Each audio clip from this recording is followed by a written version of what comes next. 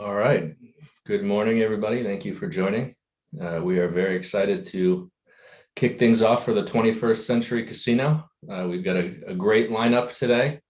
And our first speaker here, Les Ottolenghi, is the former EVP and CIO of Caesars Entertainment Corp., also the former CIO of Sands Casino. And Les is also a senior advisor at Applico. We're very excited. He's going to kick things off talking about some of the innovation that is happening in the casino business and new digital business models. And I'll hand it over to you, Les.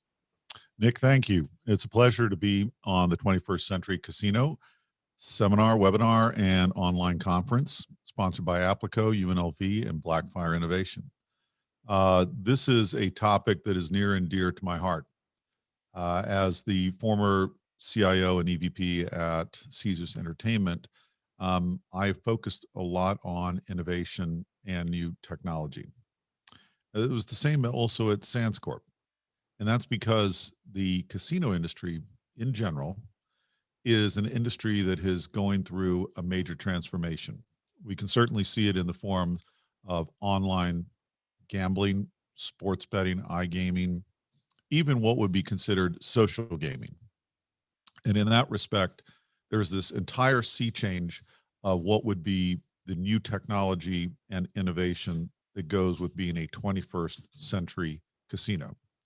So in terms of a background, my discussion today is going to be around what are those key elements that are driving innovation and what are the key foundational aspects of being a 21st century casino. And in particular, how do you need to look at this from a business point of view?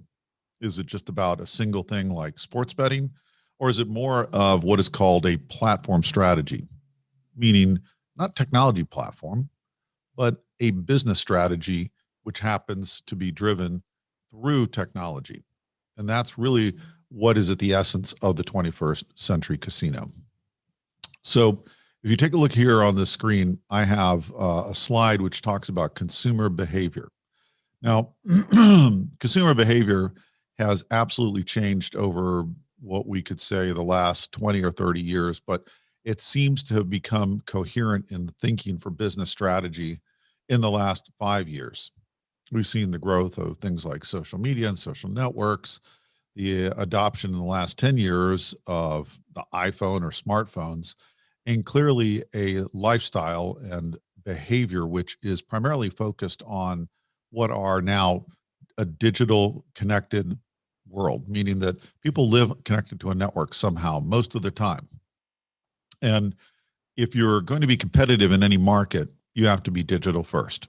You have to think of what are the technologies that engage my customer in multiple channels, but ultimately what technologies support that, and how does that make my company 21st century?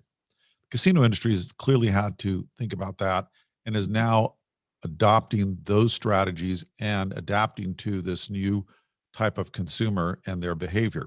And they're doing it through technology strategies, if you will, or technology approaches. Now, what do those technology approaches and strategies look like? Well, they look like digital platforms. They'd actually define the strategy of the 21st century casino. And that 21st century casino looks remarkably like other companies who have gone through these successful evolving models or transformations into digital platforms. Some of the easiest ones to think of and understand are Amazon or Uber. So in this day and age, would you rather be Amazon or would you rather be a retail store?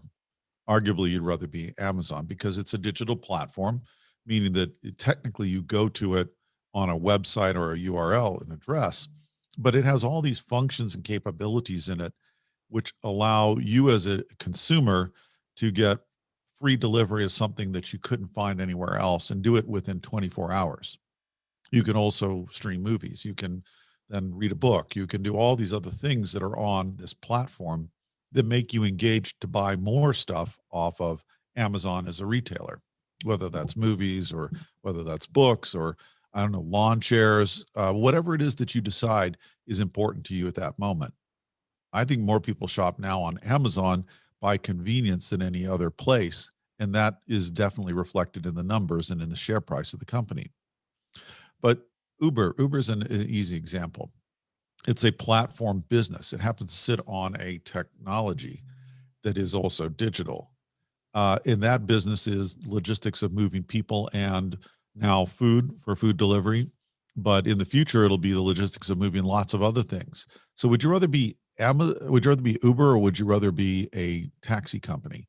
You want to be this digital platform that is ultimately multi-sided and allows you to do lots of things on a digital basis, that is connected to a network and connected to the people who use the network, which is basically everybody around the globe connected to a network in some form, fashion, or means by which they do commerce or find what they like.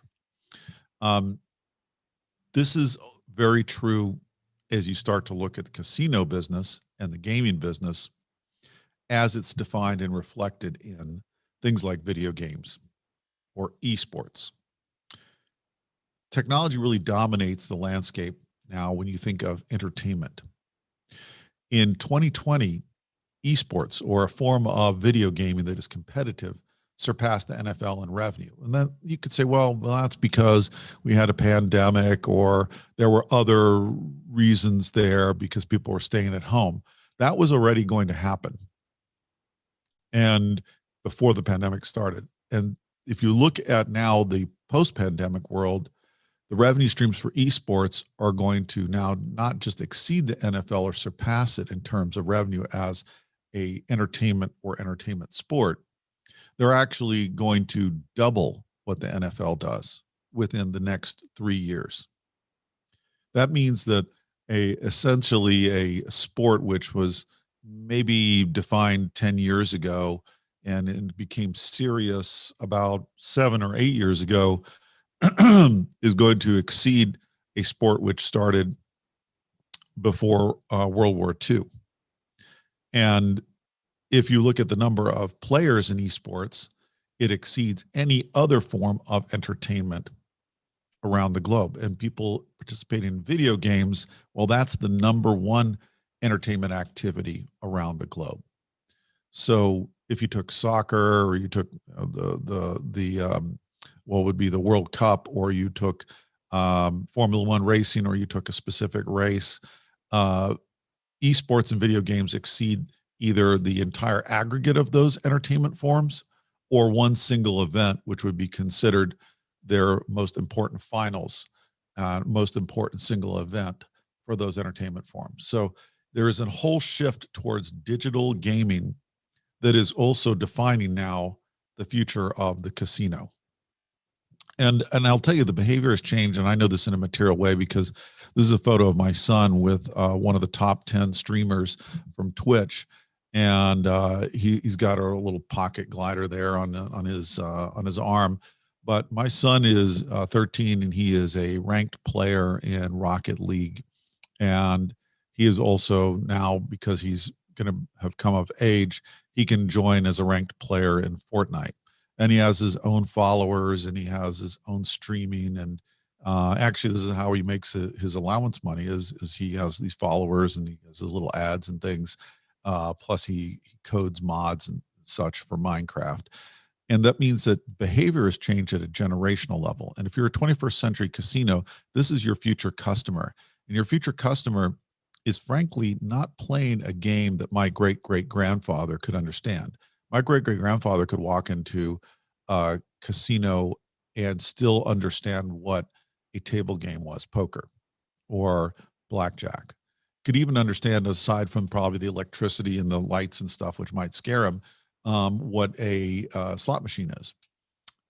So the games of the casino, which were defined in a formal way in what would be the 19th century, not even the 20th century, are now outdated for an entire generation like my son, and for all those video gamers I was just describing, which are the majority of entertainment subscribers around the world. So the 21st century casino needs to do something different, and it has to start with the technology.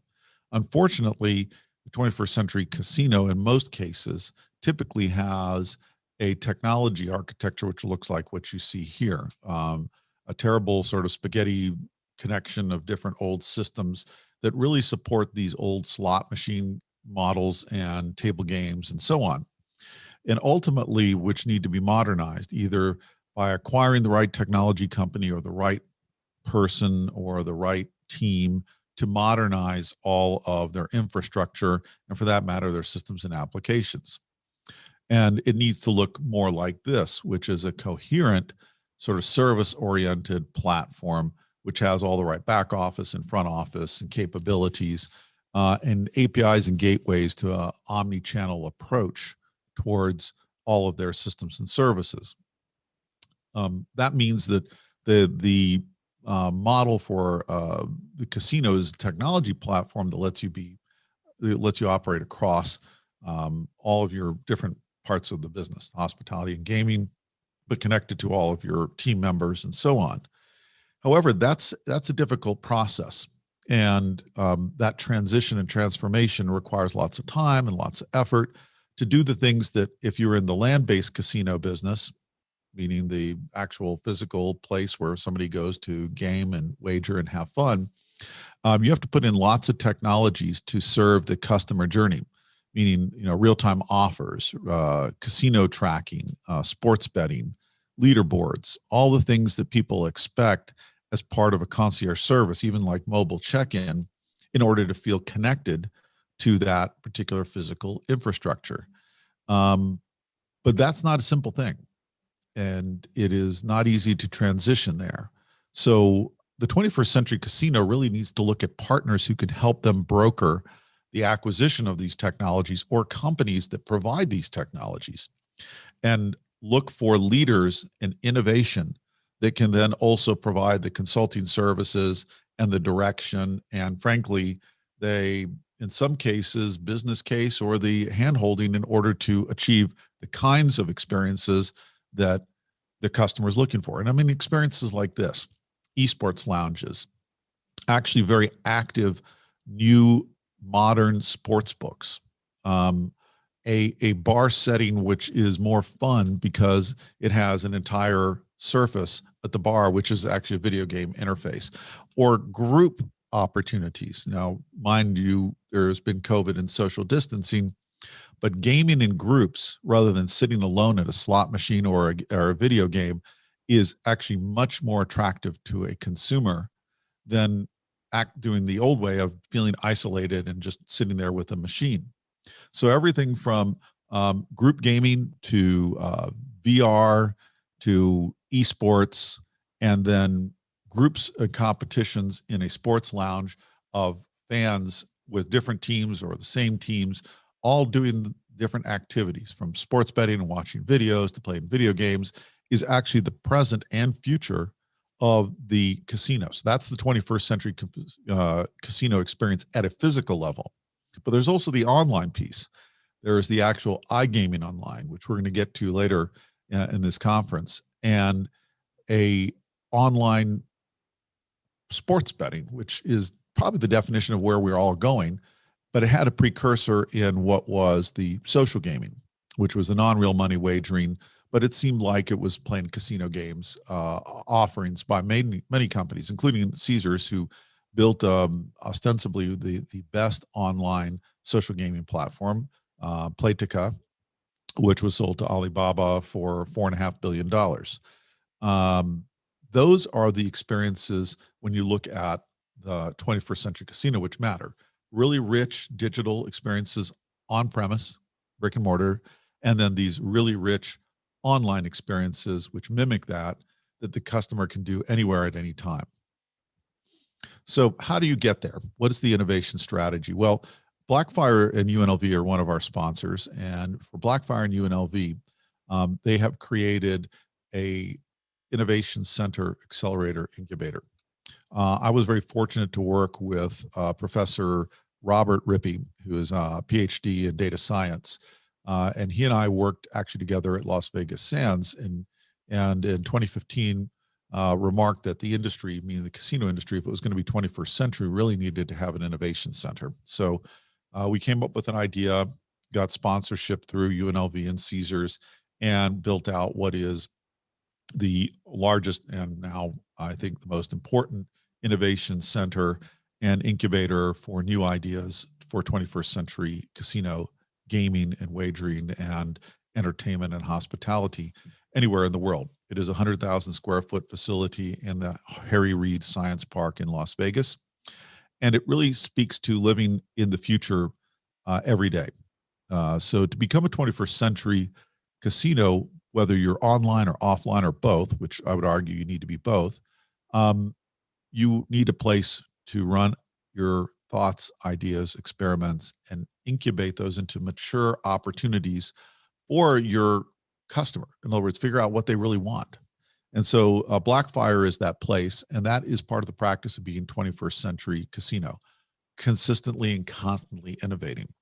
Now, with Applico, Applico has a framework for that innovation, and they're applying it within the Blackfire operating model, meaning that you look at what are the best companies to acquire, what are the strategies, how do you operate a business as a platform in the digital age, and how do you make it multi-sided market. So I think part of the approach is having not only just the space and the place and the ideas, but a coherent framework to actually make yourself 21st century. And then within Blackfire itself, there are specific collaborative spaces, working groups, areas for startups, and ways for 21st century companies in the casino industry to meet the latest innovations and innovators and match up with those companies. So there is a lot of opportunity for collaboration, and that is part of really what is necessary when you think of the 21st century casino. What is the collaboration model that you have? How do you get in front of innovation? How do you help incubate it and ultimately then apply it by taking something like a platform strategy, basically Applico's framework? And this is across the board. It doesn't mean it's just, the casino wagering. It's everything from food and beverage, hospitality, entertainment, retail, and then what I would consider sort of the new stuff like eSports, VR, the modern sports book, all of the things that are now not just the physical brick and mortar side of the business for being 21st century, but the online, interactive, and digital side of the business for being 21st century. So there's a lot to be done if you are a casino company in defining your strategy. The market's going to force you there because the consumers are already there, which means they're digital. So your strategy is going to be digital first. The second part of that, though, is that you'll have to adapt each one of your business models to meet that need. And with that, you'll have to think of, okay, what is the approach we take as a company to actually present the things that our customer needs? Well, it's an innovation model. It's an innovation model through acquisition. It's an innovation model through the proper innovation techniques. And it's a place and area to practice that literally every day. So I would invite you, as you think about your 21st century strategies, to look to Applico, look to Blackfire and UNLV, and think about how you can participate in each one of those opportunities, either at a strategic level or at a physical level in this workspace, but also to start developing your models around what I described as the customer journey at a brick and mortar level or the customer journey online, so that you are meeting the digital strategies of the future and becoming 21st century. So there, Nick, I will stop my my discussion and provide you a opportunity to ask me some questions. Great, thank you, Les. Really great way to kick off the conversation here. A lot of great food for thought about what's changing in the industry. I think my first question would be, who do you see in the industry, either on the enterprise side or tech companies, that is doing this well? Who has interesting new business models? Who's integrating online to offline? Where are you seeing this happen? Yeah, that's a great question, and I think that you're seeing it in different pockets. So if you take a look at sports betting, one would think, wow, for online and being engaged with the customer, sports betting must come from a casino. Well, I think it really started with the fantasy sports companies, and the obvious ones are DraftKings and FanDuel. DraftKings and FanDuel took an approach which was too aggressive at a regulatory level And so they weren't compliant with this notion of wagering online in different jurisdictions in the right way. But they retrenched, they figured it out, and they came back and said, well, we'll be compliant. We'll work with all the different states and jurisdictions, attorney generals. And what they've done is they've captured through their applications, this digital application, more customers in a period of time than any other casino has ever done in their history. So if it took Caesars, which is publicly, published numbers or disclosed numbers, you took Caesars active sort of loyalty system of 55 million. It took Caesars decades to get to that number. I mean, 40 years, whereas DraftKings or FanDuel did it in 24 months. So that's just tells you how the different equation works. So I would say that the leaders in capturing market share and mind share have been actually the fantasy sports companies. Now, from a brick and mortar point of view, I think one of the companies that wasn't suspected of doing wasn't expected to do as well has been MGM. MGM has been working with Entain, and they've very effectively combined MGM Bet with the offline or land-based casino operations, and they're moving aggressively from one jurisdiction to the other. So I think MGM's done a really exceptional job. That is just operational execution. I think their CEO has figured that out really well and has done a great job with it. Plus, they figured out how to get to the right partner with Entain. Now, at scale, I would argue that it's not even close when it comes now to video games. You either going to be with one of the major publishers, or you're going to find yourself in one of the major tournament organizers. And there's so many across the publishing side that obviously Epic is one, EA, Activision, Blizzard, but all of these companies could lean in very quickly and provide what would be social games that are not real money wagering. And then when the regulatory is available, be able to move in, depending on how they see their brand, to the real money wagering and actually dominate the space. So I think there are three areas that pretty much define it. Those that can integrate land and online wagering, iGaming, or sports betting like MGM in a very effective way. Those that already capture a large market like your fantasy sports companies, and then your leaders in eSports. Great, thank you. And I think part of the story here, as you touched on just now and in your presentation, is this convergence between social gaming and video games and traditional wagering activity. Yeah. You mentioned Playtika, which is a great example of a company that's done that, combining iGaming with social games. Where else have you seen that kind of activity happening? Seen this happening where the original iGaming and some of the companies that started doing online, poker and so on, were garnering a rather large audience. Where I see it starting to happen is in some of these, because that was then ruled not to be legal, and so they went offshore and so on from a U.S. point of view. I think where it's coming from is these smaller companies. So you've got a number of small companies who are providing now technology that can scale these different business models, like anti-cheating capabilities in video games, or small companies that have interesting titles of their studios that are creating more engaging models, and then ultimately ones that are a little bit of a hybrid of different things, whether they are AR and VR based companies. I think to get a full sort of list of these smaller groupings of businesses or opportunities, I think the listening audience can go to Blackfire and go to the Blackfire website. Also send a note to their executive director, Dr. Rippey, who I believe is going to be on a little bit later today, or reach out to you, Nick, at Applico, because I know you keep an entire list of these different companies that are emerging, but they're the list, I would say, that prioritize where the future is going to create, or whether in the future the value is going to be created.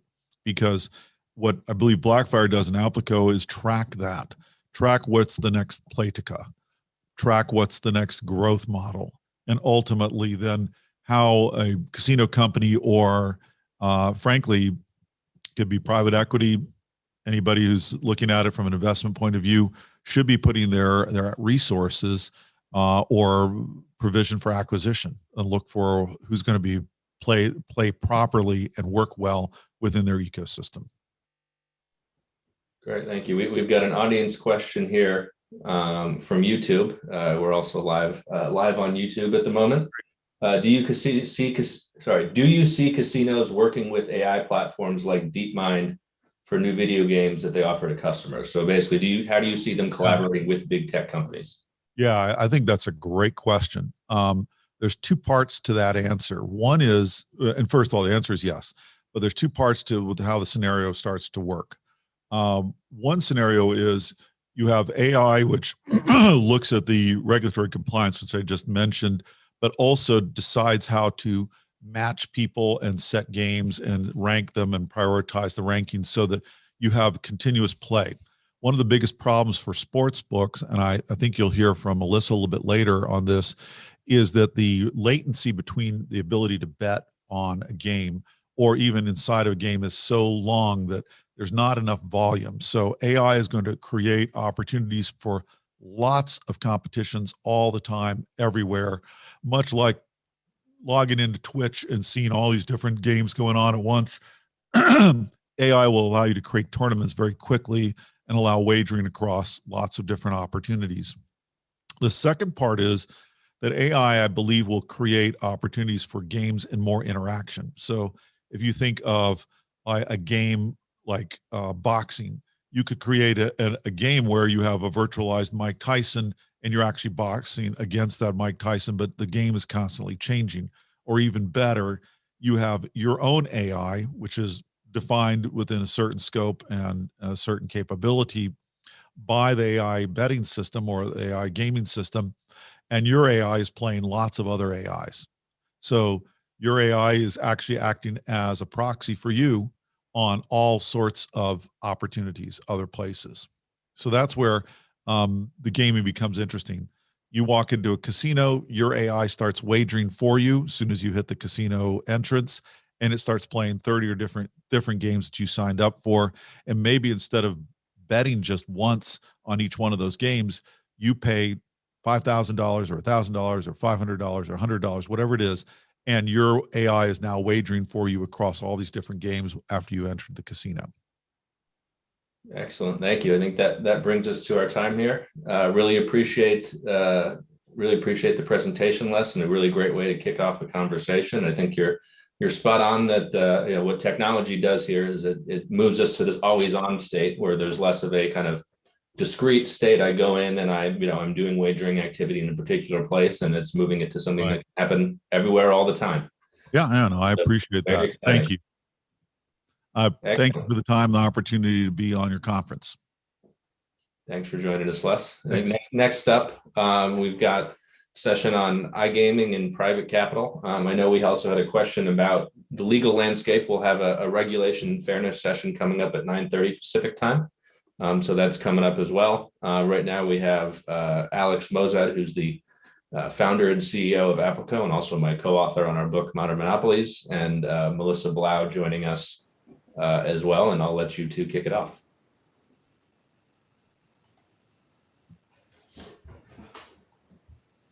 Uh-oh.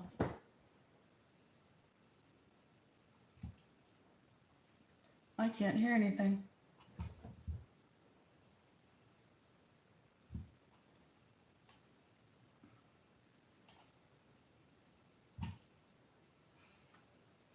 I don't know if you can hear me. I can hear you, Melissa. Okay, I can hear you now. Whoa, that was weird. Alex, we can't hear you. Oh, okay. How about now? Perfect. Thank you. All right. Well, what I was saying is it's great to introduce Melissa Blau, director at iGaming Capital.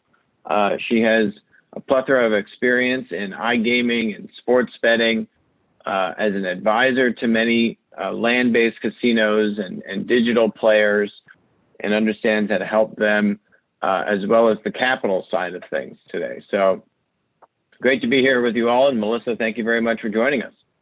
Thank you for having me. It's an honor to be here. So, you see a lot of different things from your perch and I think Les and Nick were just talking a little bit about, some examples of areas that they've seen with success. When you look at this convergence of land-based casinos and how they are looking to navigate this world of iGaming and sports betting, what's the 30,000-foot view of the good, the bad, and the ugly? Okay, well, it's an open question, and I hope I can answer it succinctly. I do work with a number of casinos and sports books in the United States, advising them on basically what to do with their iGaming businesses, right? So for the vast majority, they've been all or will be given the ability to do sports betting and or iGaming, right? And I think it's very important that for each scenario and for each state, how it legalizes is very different. Is there the presence of iGaming? Is there the potential of the presence of iGaming? How crowded is the market or not crowded? What does the tax rate look like?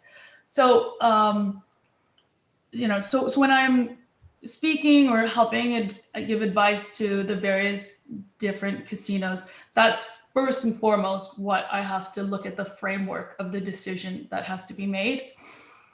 And then from there, let's take the vast majority of the scenarios, which is it's going to be sports betting. Maybe iGaming will happen in the future. And, I'm going to assume that in my case, they're either one of the biggest in their state or a sizable operator, because that actually matters too. Are they, do they have the capital and the risk appetite for this, or won't they? But the first decision I think that has to be made is, now that you've been given this license, do you operate this yourself, or do you sell this to another operator who will run this for you, right? And so a lot of decisions have to be made with if that's the right decision for you. It's easy to take the money, and in some states like Michigan, the money is sizable, that cannot be discounted. But what's important for casino managers and executives to understand is that the option of doing it yourself or selling it has near-term and long-term implications. So if you're going to go and sell it, you have to understand that there will be someone in your house talking to your customers, acquiring them as their customers, and there's a long-term implication for that. And also, when you do launch iGaming and it does come, are you selling the iGaming skin to them as well? Because that would be a very detrimental decision to make in the long term for the casino. And in the near term, that player that may be a valuable player to you comes into the casino that you no longer own that relationship with, and can turn a bet away from somebody because they don't want to take the risk or for whatever reason. And that is a very risky thing to have happen to your property and your database, more importantly. And so if you can do it yourself and you can stomach it yourself, I do suggest that you try to take this on and do it yourselves at first. And then if you really feel like you can't, you can always then move to an access deal. But it's just really important, because when iGaming does happen at some point in the future, you will need to have a sports book in order to effectively compete. It's very hard, as we've seen in New Jersey, for any sports book operator to compete without a casino, and for the casino to effectively compete without a sports book. So it's not an easy decision, but one that you have to realize that to operate a sports book yourself, there are vendors out there that can help you through the process and do a lot of the heavy lifting and leave the marketing with yourselves or someone else that you bring in. But it's not as daunting as a lot of people will initially say. It's tough because There's a I think bit you of made a key point there about the linkage between iGaming and sportsbooks, right? And so I think the point you were saying there is that, you know, they should go hand in hand. And I guess you know, you're also alluding to the fact that you've seen deals where, you know, the iGaming is lumped into the sportsbook contract, but maybe that's not necessarily fully recognized by the casino what they're signing up for by actually giving both of those away. Is that what you're getting? I just want to make sure people caught on that bit of it. And it's that, but if you're doing an access deal, for example, and you're like, okay, I'll take sportsbook for now and we'll negotiate casino for later, it does put you in a very vulnerable position, because if the casino doesn't give you the casino skin and you're just sitting there operating a sportsbook, that's very hard to compete when iGaming does eventually go. And so it's not worth as much single, you know, in single position than together. And I forgot my train of thought, but and when it's almost like you're splitting two halves of a coin in a way. So if you're the casino, you're like, okay, I'm going to keep iGaming for myself and I'll sell off the sports betting, and then you don't have the sports book in your own offering to be able to offer your players, it's hard for you to compete. Like in the UK, for example, a company like 888 is a perfect example. They were very casino driven and they struggled for a long time because the churn of an iGaming player is so high that they were never able to garner that active customer base, where in sports betting, the player will, you know, is all about best price. So they'll eventually churn, but they'll come back. So they're playing 4 or 5 different sports books. So it's a very different relationship.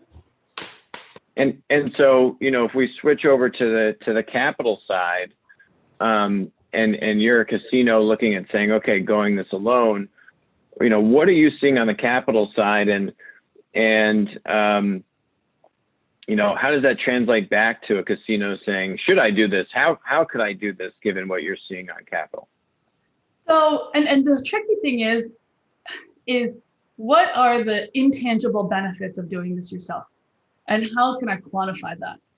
And that is a really hard thing to do. So let's say you're doing your own sports book and there are people that would have never come to your casino, right? Who are now coming to your casino, younger men, you know, wealthier, likes playing blackjack, maybe like playing some video poker. How do you know, it's hard to quantify that right now. I don't think there's enough data out there to say, oh, if I do it myself, it's going to be an uplift of X per person.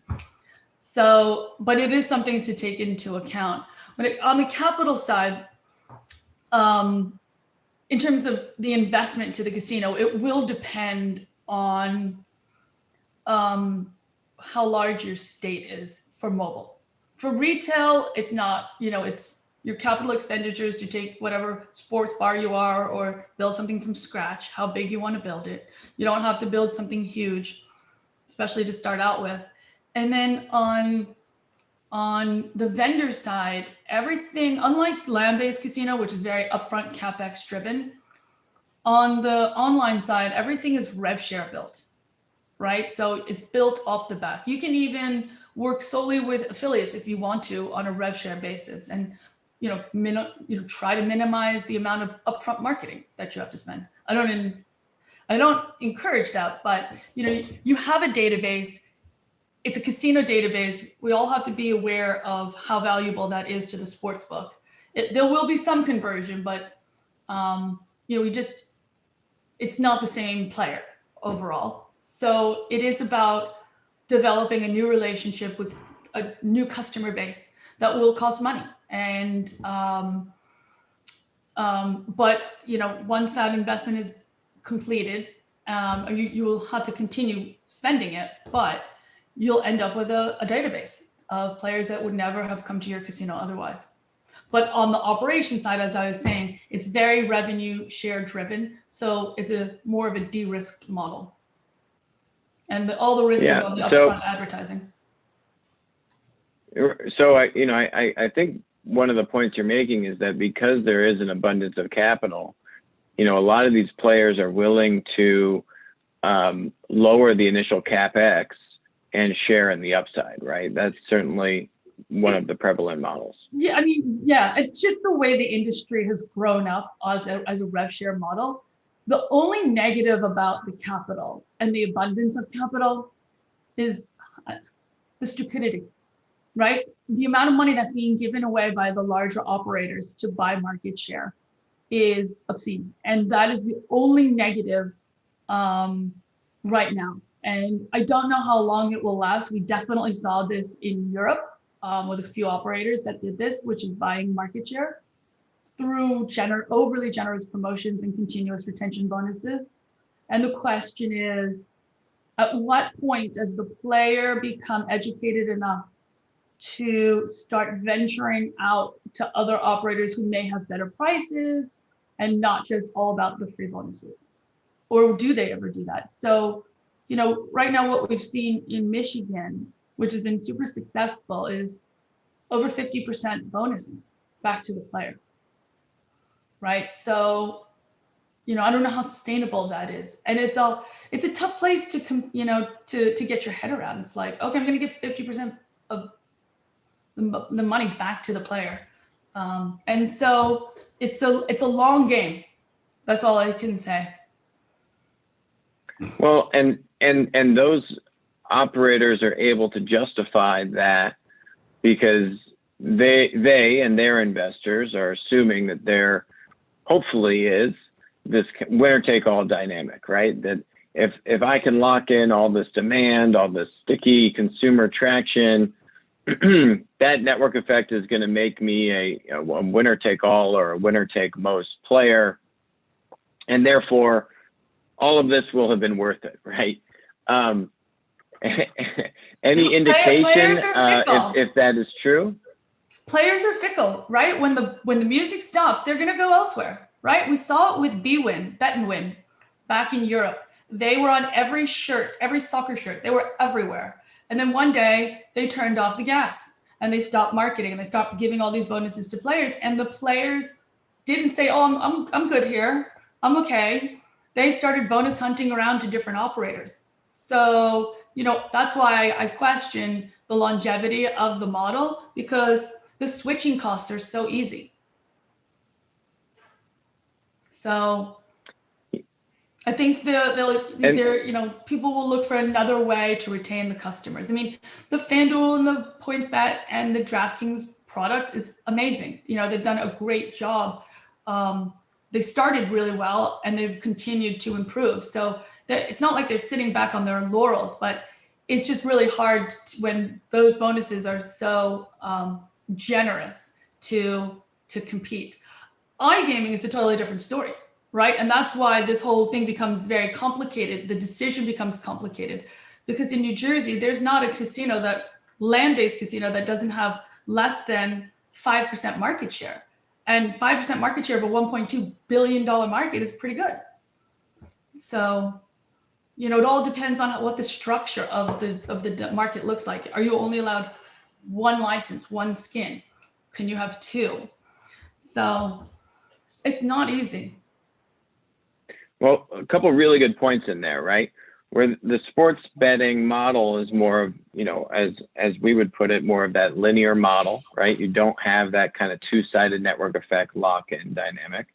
Whereas iGaming is a very different story. These are, community-based games. I think Les and Nick were also talking about, free gaming as an onboarding mechanism into the different kinds of, digital iGaming betting games, and how can that help increase your conversion. So when you have two of these models, and I think that's your point, is that they should go hand in hand, and you don't necessarily have that winner take all, that platform, that stickiness on the sports betting that you might be able to have it on iGaming. And so when you bring both of these together, certainly that should be the base starting launch point, but then will the subsidies ultimately, the monetary subsidies, win out? How do you get that lock-in?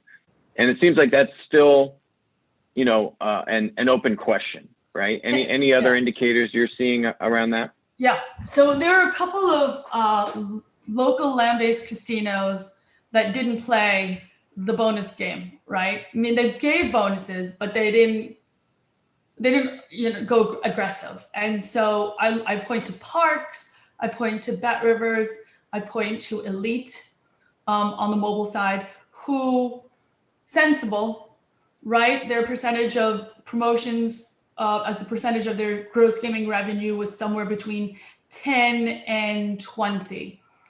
And they, in their local markets, did a very good job of defending their market share, especially net of the promotional spend. A very good job. So it does demonstrate that even with a casino model, so long as you put in the work, you can defend a decent market share. So yeah, I think those are really good points. We talked a little bit about iGaming here. iGaming can include a lot of different things. Any areas within the iGaming sector that are particularly hot spots for you, or you're more bullish on looking into the future? So I would say that the iGaming is very similar in terms of composition than the land-based. The one area I've always been super bullish on is the live dealer, which is a really entertaining experience where you're playing against a live dealer on your phone, right? And it's not cheap to the operator. The live dealer provider does charge quite the penny, but I do think that it has, it's an area that has done well, and especially in Europe, right? So it's interesting. So in Europe, operators had like one vendor that they worked with, like, here's my live dealer vendor. And then over time, as they saw the impact that it had on customer value lifetime, they started to add other. So it became like a more prominent part of their overall offering. So they had 4 or 5 different vendors offering the service. And it has become like 30-40% of a lot of their revenue. So I do think that that's a really, I'm really bullish on that. I think that virtual sports is another really interesting area, just as a differentiated product, right? So on demand, I mean, not a lot of people don't realize this, but when you go to the UK, which is probably the most mature market in iGaming and sports betting, there's 10,000 bookmakers on the high street. When you go into those bookmakers, 50% of the revenue is coming from a virtual horse racing. So it's, I do think that that's an interesting area that has appeal. Yeah, and to blow, you're not just talking about eSports. You're talking about literally virtual sports, right? Yeah, I'm talking about a virtual on-demand rendition of a horse race, a motor race, any sport really. But yeah, I think it's a like virtual Madden, simulation Madden games that are now getting, ported into the betting landscape. That's the certainly next a whole new generation world. of virtual sport of an esport. Yeah. But, like states such as Nevada defined these virtual sports as sporting events, I think.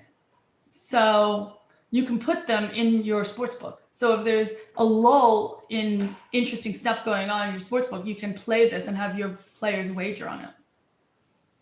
So integrating that kind of product, no, I don't think a lot of people have done.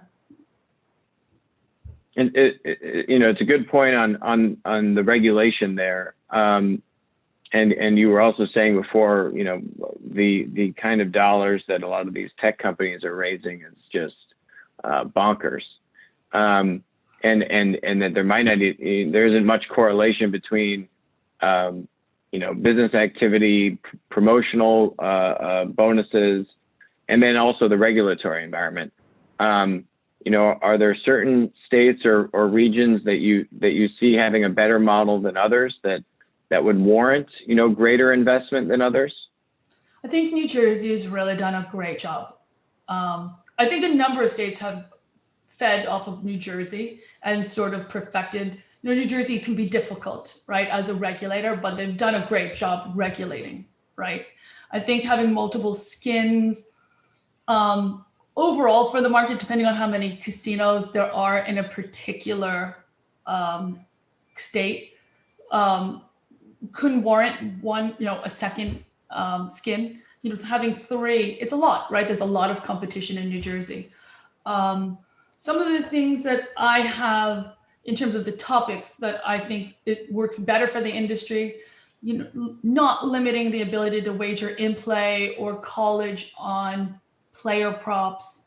I think the market should determine whether they want to use official league data or not. I don't think it should be legislated or regulated. It should be an operator decision. If the market is right, they should want to do it because there is benefit to having official data.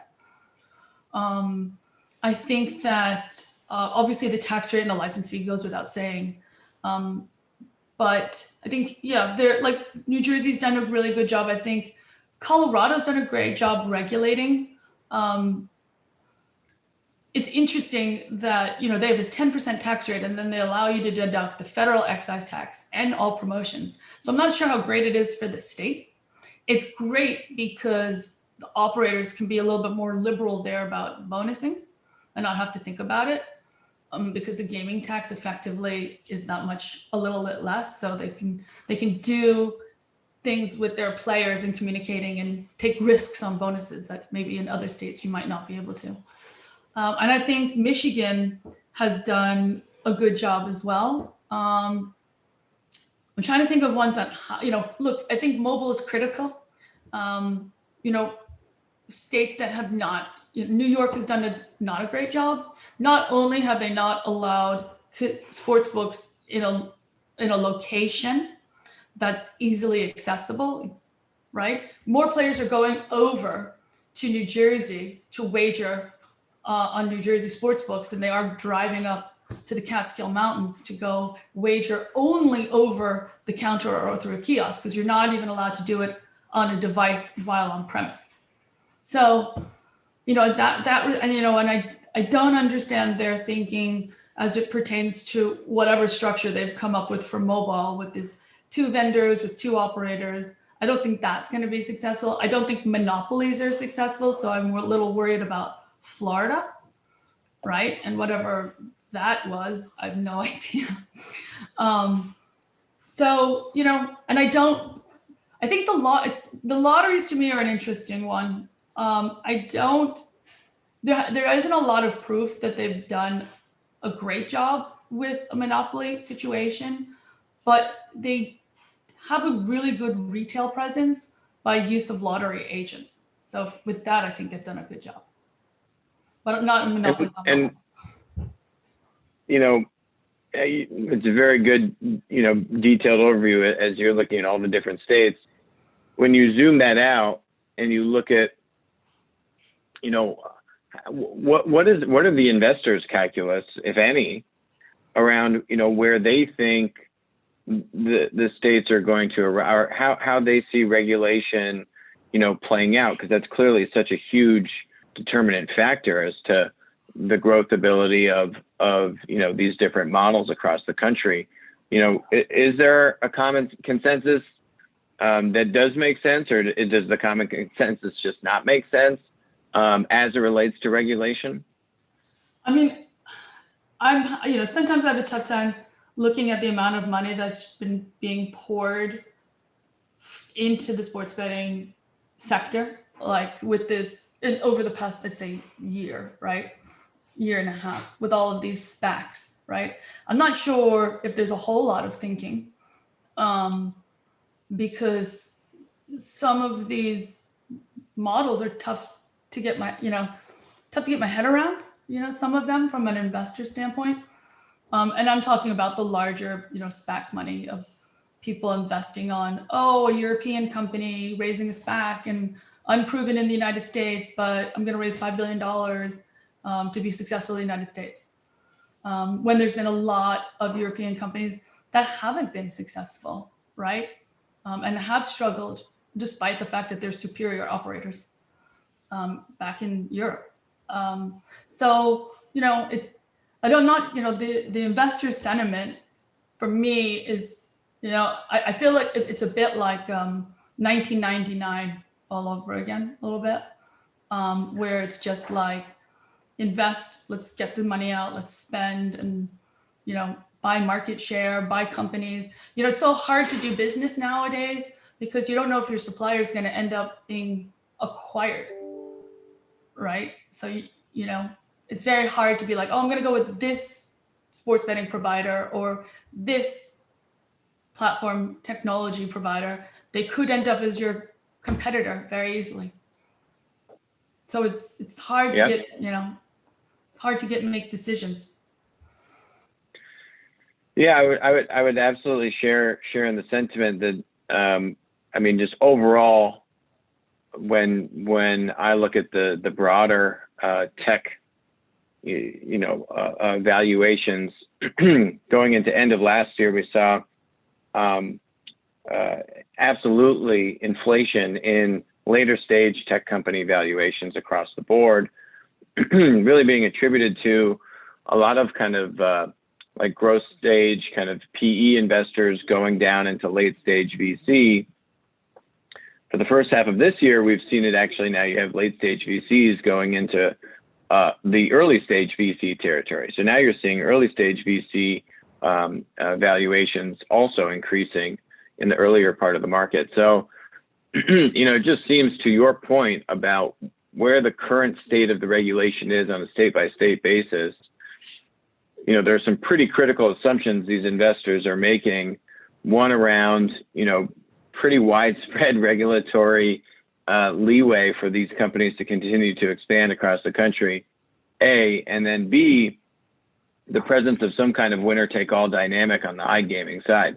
Those two things seem like pretty big open-ended questions, given the amount of money going in. That said, there's a lot of money going into all these companies, which then, just makes everyone seem, I guess, to normalize it and make it seem okay. But very much so agree with you. So you get the last word, Melissa. Any last thoughts or comments here? Well, no, I just wanted to actually follow up on what you were just saying about the investor and the assumptions that are being made. You've got 4 states that really matter: Texas, New York, Florida, and California, right? Texas is gone for the next 3 years, right? We've seen that come and go. New York and Florida are pushing this model that is very unique, for lack of a better word, and very unclear if who's going to be able to participate in that, right? Very limited participation, right? And to me, though, and California, we'll eventually get there, but right now they're pushing retail, which is not that very interesting, right? It's okay, but these are the 4 states that matter, right? And Illinois too, but we've seen that's on the other side of that decision, and they've done a very good job. So now it comes down to how fast can iGaming get adopted, right? So you're hearing rumblings in Illinois, you hear rumblings in Indiana, and then you assume that maybe if Indiana does it, hopefully Iowa will do it, and then Missouri, who's next, then maybe they'll do it at the same time, and will that bleed into, and you look at the proof of Michigan, where, on the first month of operations, it was just as large as the same month. They were just as large as New Jersey, which was, 7 years in the making. And so you realize how important iGaming is in this ecosystem. People can't, while there's something to wager on in sports all the time, mainly horse racing, people are people. Like, I want to bet on soccer, I want to bet on basketball, and there's not something to wager on all the time on event-driven service. So you realize the importance that iGaming has in this ecosystem, and especially for the viability of these companies, and then that leads back to the investors. So to me, making sure that the movement of iGaming continues or moves a little bit faster is what's critical here, for the investor, for the survivability of these companies, for everything. Great. Well, also a well-named company, Melissa Blau, Director of iGaming Capital. Thank you so much for joining us today. It was really a pleasure to have you with us. Thank you so much. Excellent. Thank you very much, Melissa and Alex. Really great session, and really appreciate you both joining us. Next up, we've got Dr. Robert Rippey, who is speaking on the eSports landscape, how soon before betting on video games is legal. Dr. Rippey is the executive director at the Blackfire Innovation Hub at UNLV, and I'll let him take it away. Thank you for joining us. Thank you, Nick. Can you hear me okay? Coming through loud and clear. Good, good. And you should be seeing my screen. Yep, we can see it. And it's my title slide. Yep. Very good. So good morning, and thank you to Nick and Alex for having me in this great conference. I'm delighted to participate. As Nick alluded to, and Les, my very, very good friend, spoke to earlier, I'm the executive director of Blackfire Innovation Labs and the UNLV Incubator, our brand new facility, which I'm happy to be there today. It is literally brand new. We have yet to even open. We're located just a few miles from campus. It really represents a huge step in higher education, particularly for UNLV, in moving us into not just technology, but really thought leadership in areas like the 21st century casino. And so that's what I've been asked to talk to today. So the question that was kind of posed to me, esports landscape, how soon before betting on video games is legal? As a researcher, I would tell you that's very analogous to a research question. It's like, okay, you're asking me a question, so I'm not just going to answer it. First of all, I got to think about it. I think about the question, what is the hypothesis then? What are the things that would cause it to be legal? And so you begin by looking at some data to say what kind is giving you insights to say what would drive regulators to say, okay, let's converge esports or video games with gambling. And my colleague Joe Bertolone is going to speak a little bit about that in a few minutes. But I'm going to address this in particular. I'm going to show you 3 short slides, very brief, and I can give you the sources if you're interested. I did not create the slides, or the data, let me put it that way, to help you understand the insight, I think, of what are the drivers that are going to make change demand in such a way that operators and eventually regulators will continue this convergence of video gaming and gambling, and understanding how to make it legal and how to present it to the market. So I'm not going to go to presentation mode. It just doesn't work sometimes. So I'm a PhD. I'm at UNLV. I have my doctorate, as Les said, in basically data science. I did my research on innovation, hospitality, and higher education. All of that, you can look at this slide later. Most of my career, however, has been on the industry side. I worked with Les at Las Vegas Sands Corporation, and that was kind of the culmination of a 30-year career in the industry. And now I'm an academic full-time running these centers and working with students every day. So let's get to the important stuff, what we're here to talk about. How soon before esports betting is legal? I found this slide really interesting. This is the biggest, or largest year-on-year growth of online gaming related Google search terms during the pandemic, just in the UK. So we would call this a sample. This is not everybody. It's not global. It's not even New York or New Jersey or Nevada. It's just a sample of people in the UK. But I thought it was really interesting because it points to some really interesting data.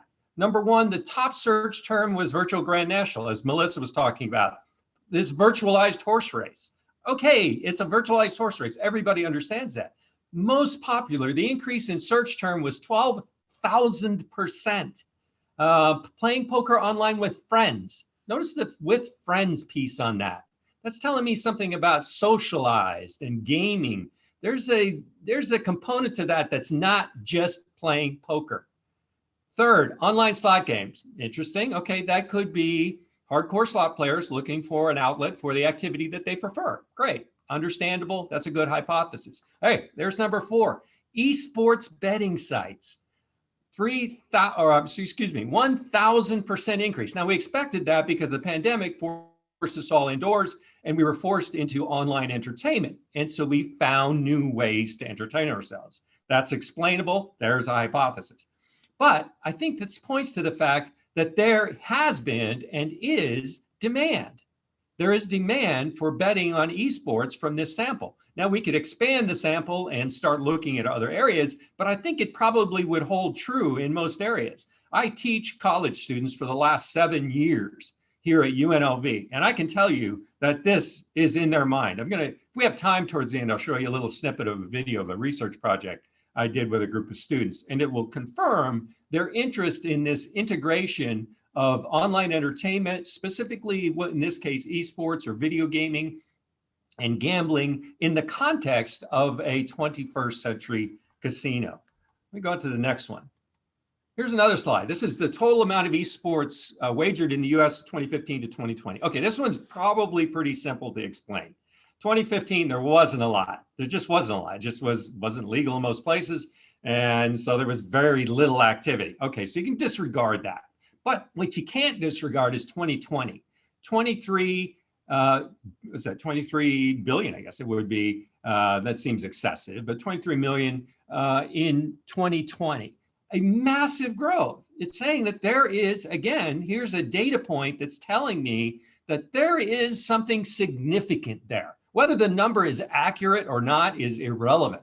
The number is significant. Its size alone should capture the interest to say, you know what, video gaming and gambling are converged. There's a demand for that already. Now, this demand may be explained by early adopters. We all know that. We're all in the technology business. Early adopters, they move quickly. The mass market, they're not there yet because we maybe don't have the product for them. Maybe we don't have the environment where they feel or the online engagement factor that would make them feel comfortable. But the early adopters certainly are there already. And they show from this slide that they're active. This is a great slide. This is a slide that looks at the types of video games that bettors play. Fascinating slide. So if you look at it, again, the numbers are not important because I can't defend the sample. It could be a biased sample, whatever. But all of the numbers are significant. They're all, with the exception of the other type, I don't even know what that means. They're all well above zero. And well, in some cases, above 25% of those bettors play these games. So if they play the games, they're consuming it as a form of entertainment. What is the insight that gives us into determining how long video games, what is this timeline towards this convergence of video games and betting? And I think what this data is telling us is that it's sooner rather than later. The challenge, and I think Melissa in her conversation with Alex talked about this quite well. The challenge is, what is it? Is it in the form of iGaming? Is it sports betting? We don't know yet. There have been a lot of experiments, I would call them that, experiments, in esports betting through the sports book, but does that work to the audience who are video game players? That's unknown. It probably works for people who are sports betting fans who are looking for an alternative. So, especially during the pandemic, when the loss of sports meant the disappearance of most of the traditional activities and types of sports that they like to bet on. And so it emerged as a suitable alternative. I don't know what it is, but I'll do a little bit of reading about it, a little research, and I'll start using it as my platform for betting. So what this tells me, though, this slide, is that among that group of online bettors already, there's a significant percentage of them who already play video games. And there's a pretty interesting array of titles and genres of games in there. If you look, the fourth one down are action games. Fortnite, one of the most popular video games in the world right now with Valorant. This game has a tremendous representation among online bettors, which is that kind of goldenrod color at the bottom. 41% also play action games like Fortnite. That's a very interesting insight as a researcher that's telling me that there's a convergence there, that there's a preference for a type of video game play that is present in this group of people who gamble online. And it says that if you found a way to converge them, that you may satisfy psychological behavior or needs in that person, and you may give them something that they want. Now, the question is, what is that something? I don't think, as a researcher and as a former gaming executive, I don't think it's been discovered yet. I don't think it's a pure sports betting model where we bet on the winner. Because if you look at the how video games are played compared to traditional sports betting, the video game, and there's plenty of research to support this, the activity is about the game play, the action that happens during the game, the challenge of the game, the hedonic pleasure or pleasures of playing in the game, competition elements, cooperation elements, social elements of being on the chat while you're on the game, Twitch, watching the game as a form of entertainment. Those are all factors around why we play video games. So if we're going to create a betting model, we have to understand what those factors are and build a model that helps integrate some of those important factors. We can't just say, figure out who wins or loses, because the end result of video game play, such as Fortnite, is not just who wins the game or who lasts the longest. It's what you do during the game and how much fun you have and how you socialize it. And in today's world, how often you watch it, right? So we've seen Twitch explode as this media distribution megalith that is just does nothing else but provides content about everything now. But it started as content about eSports and video gaming. And what that is telling us is that there is a powerful need for consuming that as a form of entertainment. In fact, I don't know if you're aware of this, but Twitch is ran a stream on Thursday nights with the NFL for the Thursday night game. The audience on Twitch, the number of people who subscribed and were watching on Twitch, exceeded the audience, the biggest audience that the traditional network was ever able to achieve on traditional media. I think that's NBC. I think it is. Don't quote me on that. But in any case, Twitch was bigger. Not only was it bigger, it was 18 to 30-year-olds, heavily indexed at 18 to 30-year-olds.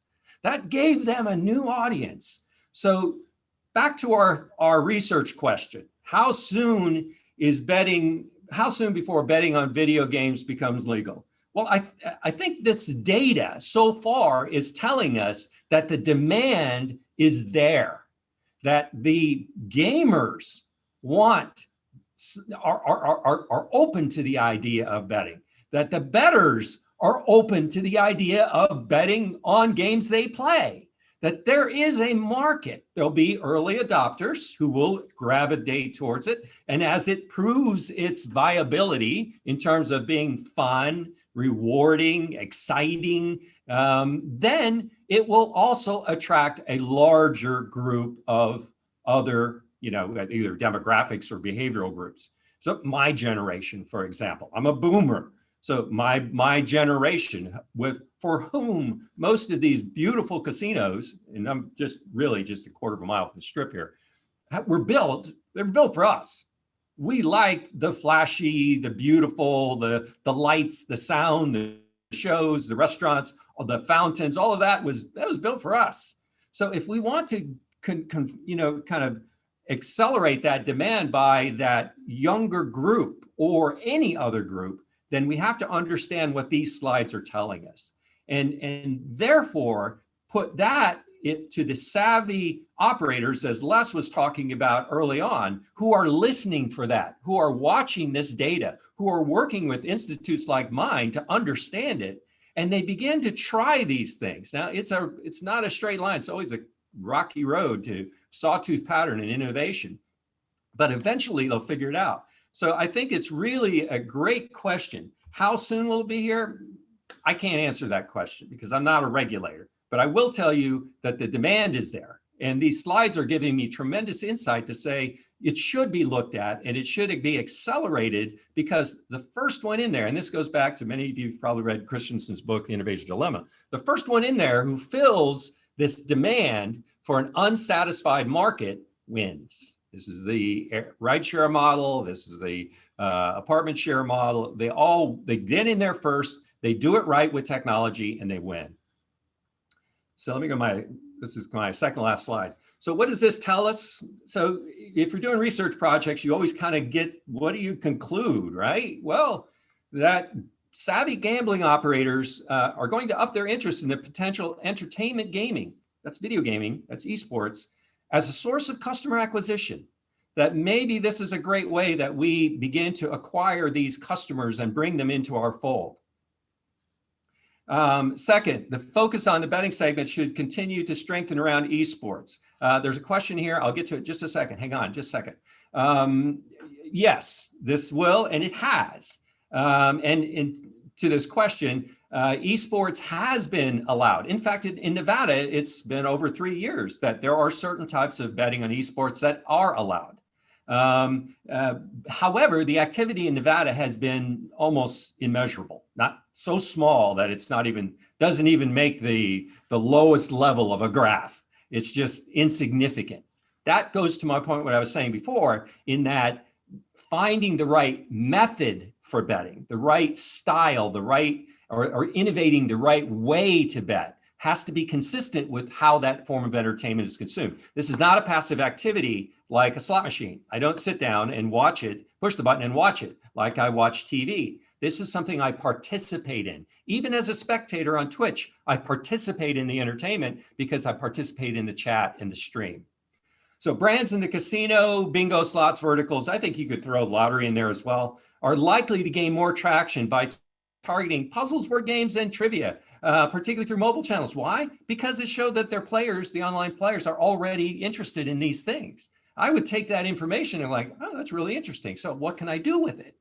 So that's kind of the end of my formal presentation. I do have a few minutes and then I'll take some more questions. I want to show a bit of an output to show you how younger generation thinks about this particular topic of online entertainment and the integration into 21st century casino. So just let me give you a little bit of context to this, and I'll just show a couple minutes of the video. I just concluded a research project with a large group of students in France, where I spent several sessions helping them understand the industry, the vertical industry of the integrated resort globally, that where the revenues flow from, where the profits flow from, the levels of activity, what loyalty means, why they are so big, why are they designed the way they are, et cetera, to kind of give them a really important sense. These are all graduate students, so they fairly well into their academic careers. Most of them have actually almost completed. This is one of their last courses.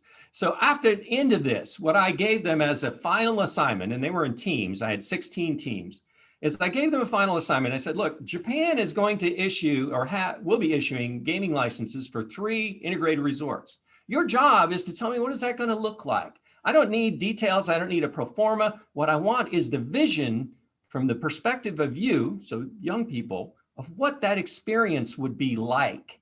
And I think it's really interesting. I'm going to show that now, just a few minutes of it. I'm going to switch slides. Hang on.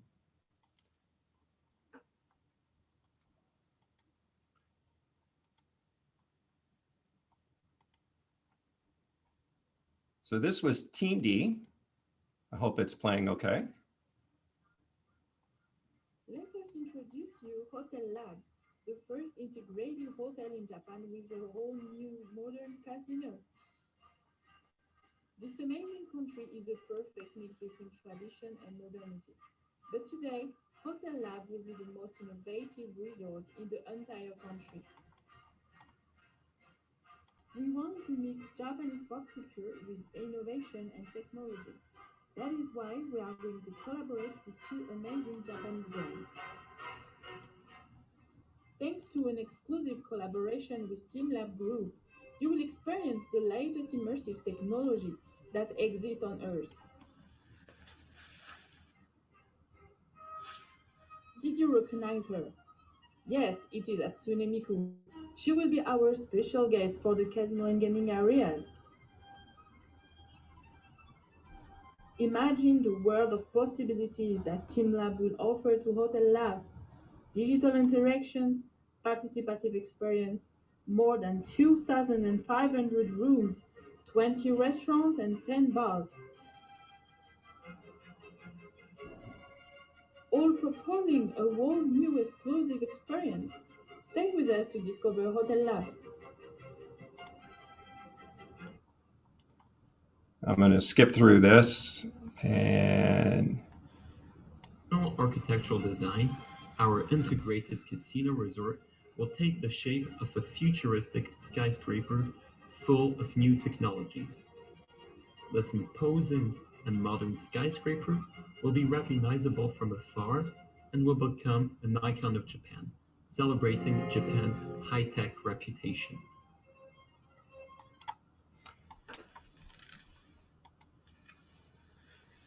so what I saw in that, and what I hope you saw in it, were some very talented students. Very interesting. They did a terrific job of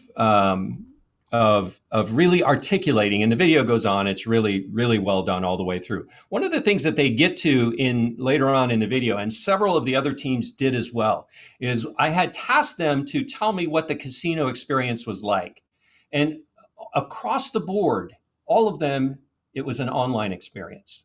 It was available to you anywhere you were in the casino, but you were there to experience this wondrous physical presence, this integration of AR, as you saw in their concepts of the lobby, this just glorious experience and interaction with the architecture of the place. They used the iconic Matsune, the anime character, as your virtual guide who takes you everywhere through the casino. So you got a glimpse into the mind of a 22-year-old, of what they think a 21st century casino would be like if they were to build it.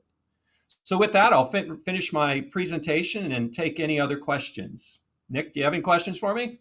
Excellent. Thank you, Dr. Rippey. That was a very, very great view into the future of where things are going. I think you're spot on that one of the things that we're seeing is that what the 18 to 30-year-olds are doing is very different. One of the things we've seen Twitch talk about around the Thursday night games that you mentioned is that the future isn't going to be this broadcast model where you have one set of people commentating, and if you watch that channel, they want to open it up and let anyone commentate on that, and you can pick who you want to follow. So it's a much more engaging model.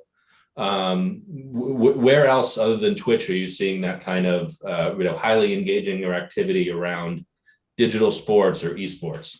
Well, I think it's true. I think Twitch is a great case study with the NFL, that it's applicable anywhere. It could be applicable in all forms of traditional sports and all forms of entertainment, because Twitch began around just video gaming and commentary and streaming content around video gaming. Some of the most popular streamers play the game, but they're not watched because of their gaming skills. They're watched because of their commentary, because they're entertaining, right? They're funny, they're very engaging, they know how to keep an audience attuned, and they know how to get an audience to pay them $5 a month to watch their content stream. So I think this is an important factor when it comes to, I love when Melissa talked a few minutes ago about switching costs. So switching costs right now are essentially zero, right? There's nothing to prevent me from switching from this offer to this offer because it's $1 better. So what does cause switching costs is, wait a minute, I like that streamer. I'm not going to switch to someone I don't know because I really enjoy watching. I'm not a big football fan, but I like watching, her comment while the game, because she's funny, she's entertaining. She doesn't know a lot about football, but that's the point. So I think it's applicable to almost any genre of entertainment, and it will continue in the future. Definitely. I think one of the other interesting points you made is that the future isn't necessarily going to look like traditional sports betting. There's going to be different models. Yes. One of the ones going back to Twitch that's been interesting, they've let people bet channel points that they can get. So you can get points, for a particular streamer that you like on their channel when you follow them, and you can bet those points on certain things happening in stream. What other kinds of models are you seeing in that are different than traditional betting, whether it's skill-based betting or non-monetary betting? What else are you seeing? So I hear my students, and my students explore this a lot. So I run an innovation lab where students are allowed to come up with new ideas. There has been a great deal of focus on what we would consider the prop bet in a sports book, right? Betting on specific actions. That seems to have a little bit of strength with them. They like that idea. You know, take a game like Fortnite. It could be, how long do you last, right? Are you gonna last for 3 minutes or 1 minute? You know, and to Les's example of a virtualized or an AR game, you know, a boxing game, how long would you last with Floyd Mayweather? You know, in a ring, would you last 30 seconds? Probably. But maybe if you can last 10 seconds, you earn points. So I think that those are the hints to, because it's in the gameplay that we see the models happening and being innovated. Once innovated, then we enter to a question I see here, the regulatory challenges. Once you innovate, you just begin the process of the regulatory. And my colleague, Joe, is going to speak about some of that in a few minutes. Do I see any of the regulatory? I'm going to answer this question if you don't mind, Nick. Yep, go ahead and read it Do you out. see regulatory challenge to the large percentage of esports audience that is underage? Are there current effective solutions to prevent underage betting and be applied to esports? So two very, very good questions, both of which absolutely have to be answered to regulators, because no regulation happens until you have positive answers to both of those. So yes, there are regulatory challenges. You have to prove that you will suppress the underage gambling. Right? How do you do that? Well, this is all technology. I rely on companies like Applico and people like Las Ottolenghi to tell us how we're going to do that. And I think it could be done. The second is that there are emerging technologies that do age detection, that do cheating detection. I worked with a startup in France who's working on an algorithm that uses behavioral characteristics of gameplay. In other words, how fast you move your mouse, how quickly and in what manner you use the keyboards or your gaming device on a console over time for an algorithm to predict things that are out of your normal range, which would say, hey, that's a flag. That might not be this person. That might not be Nick. That might be, you know, a 14-year-old impersonating as Nick and raise that. So the answer is in the data. The key is how do you unlock the answer from the data? Yeah, that's a great point. I think I say one issue is the underage aspect of that. The other issue is the cheating aspect of that, where you have some of these skill-based betting platforms. You can bet on yourself playing video games, and how do they know that it's actually you playing the game after you've played, you know, a bunch of games? They know from the data. They can tell how you play the game. Right. And it becomes very obvious to them if someone else comes in and you know, takes over your screen. Great. Well, thank you for having me. It's been a pleasure to be on the 21st Century Casino webinar. It's been fantastic. I'm gonna stick around here for listen to my buddy, and good luck with the rest of the webinar. Excellent. Thank you very much for joining us, Dr. Rippey, and I'll hand it over to Joe now, who's going to be starting the next session. Thanks, gentlemen. Again, as Robert said, appreciate, Nick, you having us join. Excited to participate in this conversation. I'm going to try the slideshow because I've had good luck with it, Robert. So hopefully that'll work. And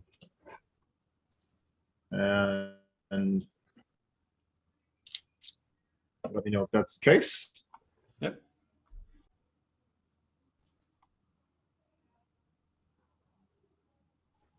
Got it. All right. Yep, we can see it now. Thanks very much. So as Robert said, and everyone has said on this call, there's been so much great information. It's one of those things where you could literally do a presentation off the previous speakers and just make comments and add into the great information that's being passed. But today, clearly, the focus is on the casino of the 21st century. The section that I've been asked to address is regulation and fairness, and I know there's been a number of questions in that regard. Hopefully, I'll hit on some of those things in a half-an-hour format.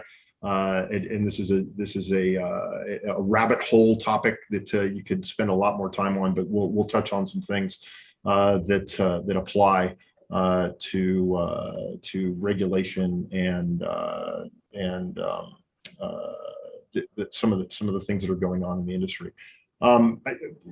Today, I'm going to talk about some real life scandals that have happened, some of the sensational things that we've seen in the industry overall. They generally are around sport betting, which it kind of has been the driver, if you will. There's a number of different drivers as of late that have really starting to change the casino industry and move us into the 21st century. And we'll talk a little bit about that.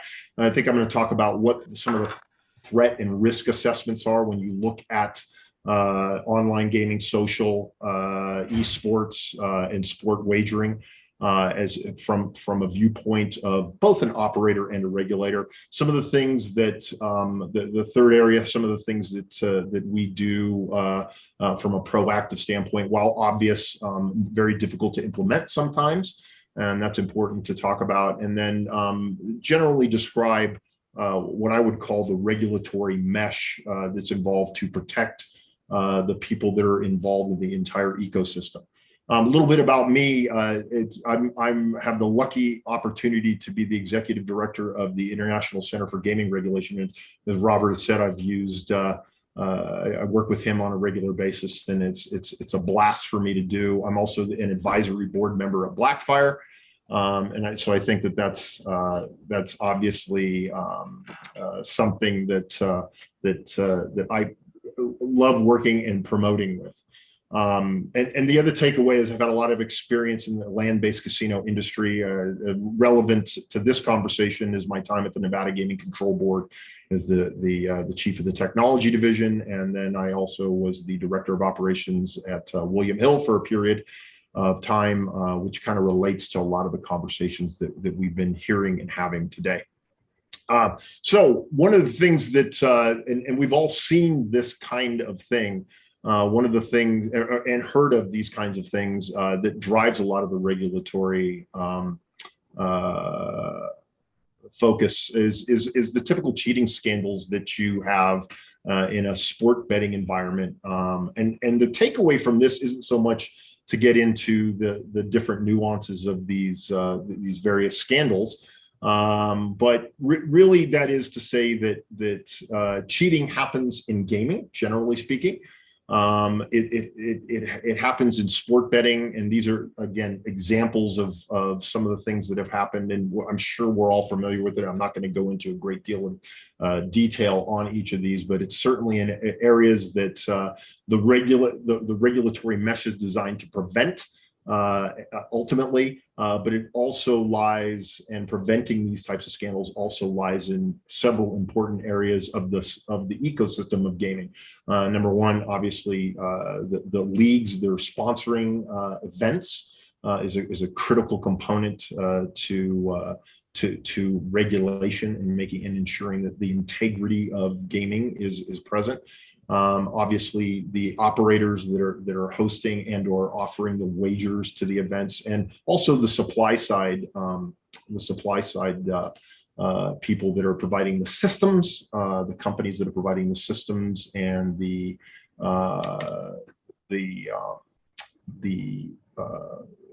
backbone, if you will, of these events. So again, these are the types of things that we see. Again, I think the takeaway here really is that this stuff happens, and there are ways to mitigate it, and you can talk about these things ad nausea, but the bottom line is, what do we do from a regulatory standpoint or from an operator standpoint to make sure that this doesn't occur?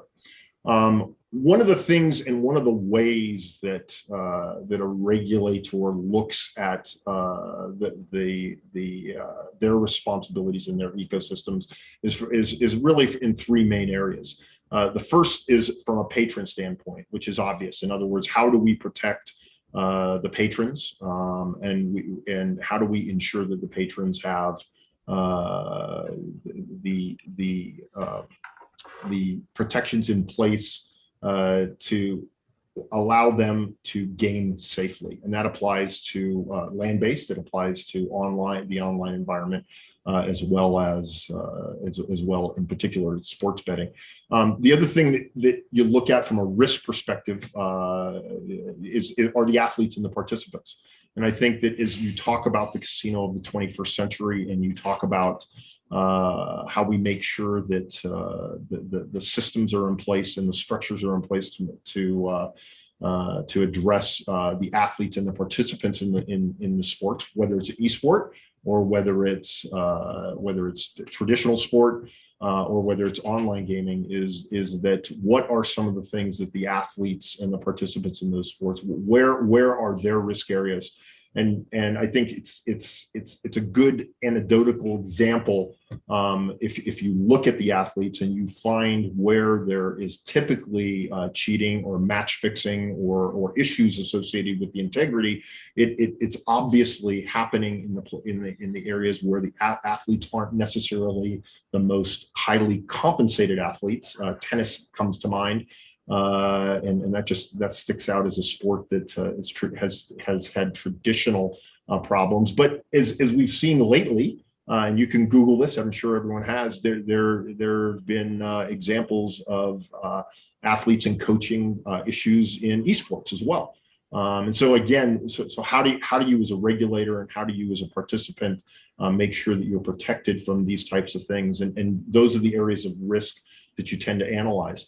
And I think the third area obviously is from an operator standpoint, and this is a little skewed towards bookmaking, but from an operational standpoint, your illegal bookmakers, although some as of late are reputable, they are not licensed, if you will, and that's kind of one of the main cornerstones of how we look at things as a regulatory body. But then separating those folks out from the licensed operators, and those are two important distinctions that always need to be looked at and understood as you go through and analyze risk. But certainly when you're talking about social gaming, obviously there's less risk because there's no money involved. But when you're talking about online gaming, when you're talking about sport betting, and as a subset of sports betting, eSports, and when you're talking about how the athletes participate and how we protect patrons, that's kind of the ecosystem and the areas that the regulators focus on, as well as the other people and players in the industry focus. So that's important. What are some of the things that both operators and regulators do to discourage and make sure that there's deterrence in terms of people cheating and people participating in ways that erode integrity? So the first thing that everyone has to do in this regard, whether you're a regulator or operator or on the supply side, is you just have to educate people and obviously discourage misconduct. And that again might seem obvious, but it's important to protect the integrity of the events and the games. The second thing that's critically important is you have to keep up with the expansions and changes in the betting industry. I'm going to pause here and talk about what we've heard over the course of the last several hours in terms of how quickly and how things are changing and how we're moving closer and closer to the 21st century environment. What's happened over the course of the last 3 years in particular, and it started from effectively the overturning of PASPA, which just opened the floodgates, if you will, to regulatory and economic and gaming change that's really astonishing if you think about it. I had the opportunity to actually be at the Supreme Court case when PASPA was overturned, and I can tell you that no one at that time had any clue of how quickly sports would roll out across the domestic United States. Everyone knew that there was going to be change, but the pace that it has rolled out over the last 2.5, 3 years has been dramatic. And the other interesting aspect of that is that not only has it driven sports, but obviously, and as we've heard, it's also driving iGaming, it's driving new technologies, and it's forcing traditional land-based casino operators to think through what their casinos look like because of what used to be simply an amenity in a casino, sports betting, many years ago. Now has become not only a focus of casino operators' offerings, but it's also driven a huge vertical integration of land-based casinos into digital operations. You've heard people talk about BetMGM. You've heard obviously the traditional UK online companies coming into the United States and now establishing strong footholds through partnerships and arrangements that have just grown the business entirely. But it's really driving new areas that help us see our way to the casino of the 21st century. So I think that I would tell everyone, and I know there's been a lot of questions about regulation and how quickly or not quickly it's developing, but when you compare it to what's happened in the past in terms of land-based casinos and the changes in regulations as associated with technology, it's been astonishing. And I think that the investment dollars and the speed at the change has been really amazing. And it offers everyone, folks that are listening to this, and folks that are getting involved and folks that have been involved in the industry, it offers a huge opportunity for some people. So I wanted to again pause there and focus on the expansion and the changes in the industry because it is truly happening quickly. The continuing with some of the preventative things that help go through, help people protect the integrity of all wagering, of course, but in this case, we're talking about 21st century types of wagering. Having a strong league, rules, and policies. Look, this is critical, obviously, to the land-based and traditional sport betting industry. So clearly, the integrity of the game is protected by the leagues in traditional industries, and I would say that when you look at the new wagering opportunities like in eSports and like other types of wagers that we see coming, I would also see that or say that having a strong league and a function is probably one of the greater challenges that those areas have in terms of widespread adoption of wagering activity in that area.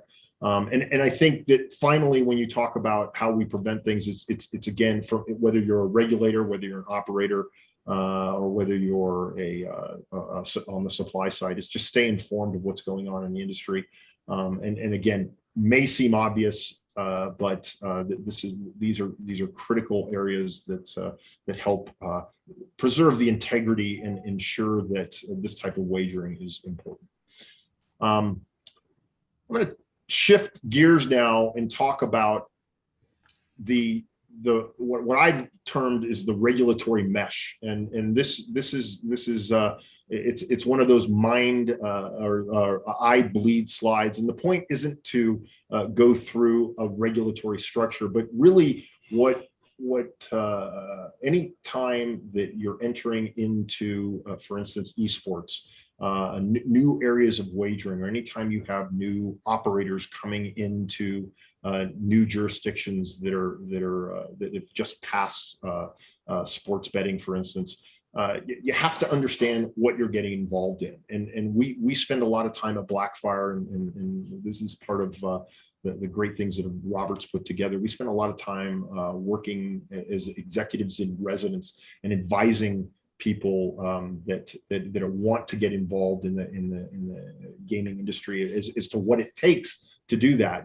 It's great to have a great product. It's great to have a great platform. It's great to be experts in your area, but you also have to understand what it actually takes. And the point of this slide isn't, again, to talk about regulations and the intricacies of those, but it's really to pause and say, look, in traditional gaming, the first thing that happens, and the reason arguably that gaming has been successful and has grown the way it has over the several years, is that there's a licensing structure associated with it.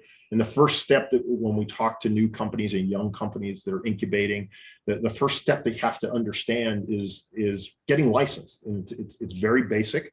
But it is a process, and it's an expensive process depending on what jurisdiction you're in.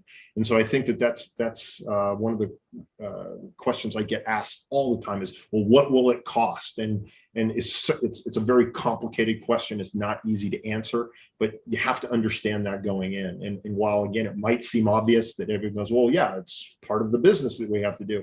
It sometimes is complex, and you have to understand what you're getting involved in and how it works. And then once you've gotten licensed, it's really understanding the regulatory structure in the jurisdiction in which you're licensed and what those rules are. There was a question, I think, in Professor Rippey's session about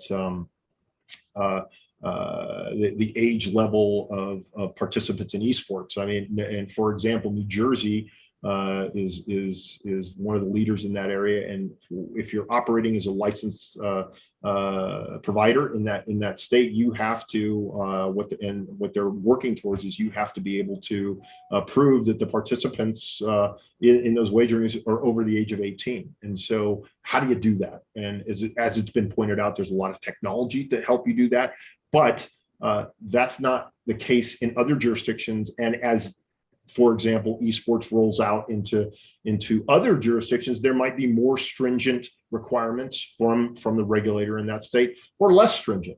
But clearly understanding those nuances and being able to operate within a multi-jurisdictional environment, it's critically important, and it can be complicated. And so again, the thing you have to understand going into this area is that there is a regulatory mesh associated with doing business and operating in a licensed environment that's there to protect the patron. It's there to ensure the integrity of the game, if you will. And again, whether it's an online environment or whether it's a sport betting environment and it's a subset of that, esports. It's there designed to protect all of the people in the ecosystem. And frankly, as we all know, and as anyone that's been involved in gaming, it is a barrier to entry. There's a cost, but from a commercial standpoint, that's a good thing. And it can operate and act as a benefit to you if you have gone through the process and you are licensed. So it's an important aspect of what you have to do, and it's an important aspect of the casino in the future, because if you look at the regulations as they're passing in light speed throughout at least the US for sport betting, if you look at that regulatory mesh, it's changing, and it's got to change. And one of the things that we talk about at the International Center for Gaming Regulations with regulators is how are you addressing the change? How do your existing regulations address the future? Are they flexible? And can you adopt to the new types of wagers that we all have been talking about that are coming down the pipe? To take a focus on esports and on a by jurisdiction basis, as always, it's easy to look at the map. It's interesting to look at the map, and this is a full disclosure. We got this from Eilers and Krychek. They do a fantastic job at kind of categorizing this stuff for us. But if you take a look at this map, this has got the esports cut on it, but the states that are obviously highlighted are the 28 states that have legalized sports betting in some form or fashion. The green ones in this case are the ones that have an esports component in their legislation. The overlay is fairly consistent, and as I believe Melissa mentioned, the states that matter are still, a couple of those are still in white, most notably California and Texas. But clearly, from an esports standpoint, there is legislation, and there are states that have legalized this, at various different stages. And a good Google search will get you into the details of this. But this is certainly a good overview of where you can and can't conduct, in this case, esports. Obviously, online gaming and sport betting. Again, the overlay is fairly consistent in regards to that. New Jersey, Pennsylvania, and Michigan are the kind of leaders in the online space, as everyone has discussed, and we see that continue to grow. And I think the other thing that this highlights, or this particular map highlights, or at least allows us to talk about, is the fact that again, through the change in legislation in sports betting, it's brought on states taking a very close examination of looking at iGaming. The legislation typically is somewhat similar. There's a lot of overlap and in some cases confusion in terms of when people talk about mobile sport betting and online sports betting. Those terms are intermixed. You hear people intermix those a lot. But what's happened then effectively is, once a state passes legislation that allows a mobile sport betting opportunity, they're effectively also, at least in some form or shape, allowing some type of online gaming, although not technically iGaming, but it effectively allows the baseline legislation in many cases to flow into those other areas. And clearly, when you talk about iGaming getting passed in states, there are many other issues associated with that, separate from sport betting. But again, what we see happening as a result of the overturning of PASPA, this stuff is, as everyone knows and sees, and you can't read any industry publication without it now having a sport betting angle and an iGaming angle, because everyone's asking the question. So that gives again a good overview of what's going on across the United States. And at this point, I'm just gonna stop the share, and I will go to any questions that folks may have.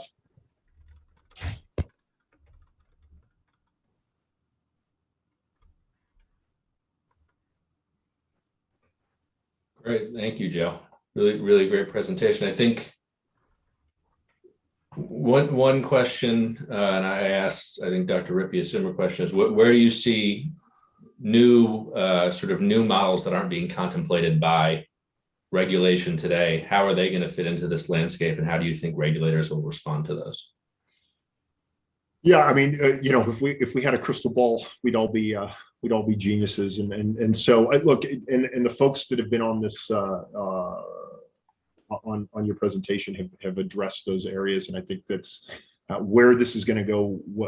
Who knows? I will say that the notion of the casino of the future has been. I've been involved in gaming for many years, and this is a conversation that's being talked about. And I think to answer your question, I think I'd break it down in a couple of different ways. I think if you go back to Les's spaghetti slide, I think that's a good place to start about how this works. One of the first and most important things about where this can go and how regulators address this is when you take his two slides. I've seen that spaghetti slide for years, and it is unfortunately in today's environment, I would say, and a lot of places are still like that. And in order to offer a wagering solution to your patrons, you got to kind of fix that. And then if you recall his next slide, where he had a nice Tibco bus in the middle and being able to provide a bunch of services. I mean, that's great. The question is how many companies are really positioned to do that? And until the infrastructures get to that point, I think that that still, in my mind, is a fairly large hindrance to offering these types of wagering solutions. But we're getting there, and it's changing. And so, how that impacts the regulations and what we work with regulators to understand is that that's a critical component and a foundational component of getting to the casino of the future and getting to be able to offer your patrons these types of services and wagers and entertainment experiences. And so what regulatory agencies, the good news is they get this fundamentally. The hard part is going back into existing regulations and going back into existing legislation and making sure that it all jives and making sure that it all works together so that they can get to the point where they're offering these types of wagering solutions and opportunities and entertainment to their patrons. And I think that's part of the challenge. But the good news is it's with the advent of, again, it's just been a huge push with the advent of sports and mobile betting. It's forcing everyone to kind of push that way, and I think that it's changing in a good way. Great, thank you. We had another question earlier on YouTube that was asking about how prohibitive is the legal landscape for tech startups.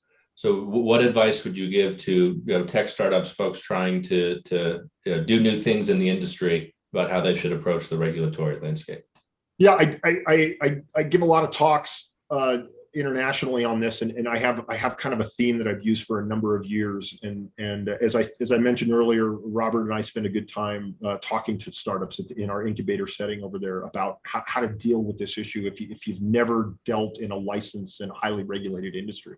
And the theme of the talk is choose your partners wisely. And I think that it's critically important that whether you're an existing operator, gaming operator license that's getting into a new area of wagering, and there was a talk earlier about all the different types of partnerships that people are entering into. Again, at light speed, if you look at any of these partnership trackers that are out there, I mean, the list just continues to grow. And the question is, commercially, is there value in these? Really, or is there real technological benefit to this? And so people that are jumping in, the advice that we give is choose your partners wisely and choose them based on their experience, their actual operating experience in a licensed environment, and understand this operating in the gaming industry and in a licensed environment, it can be done.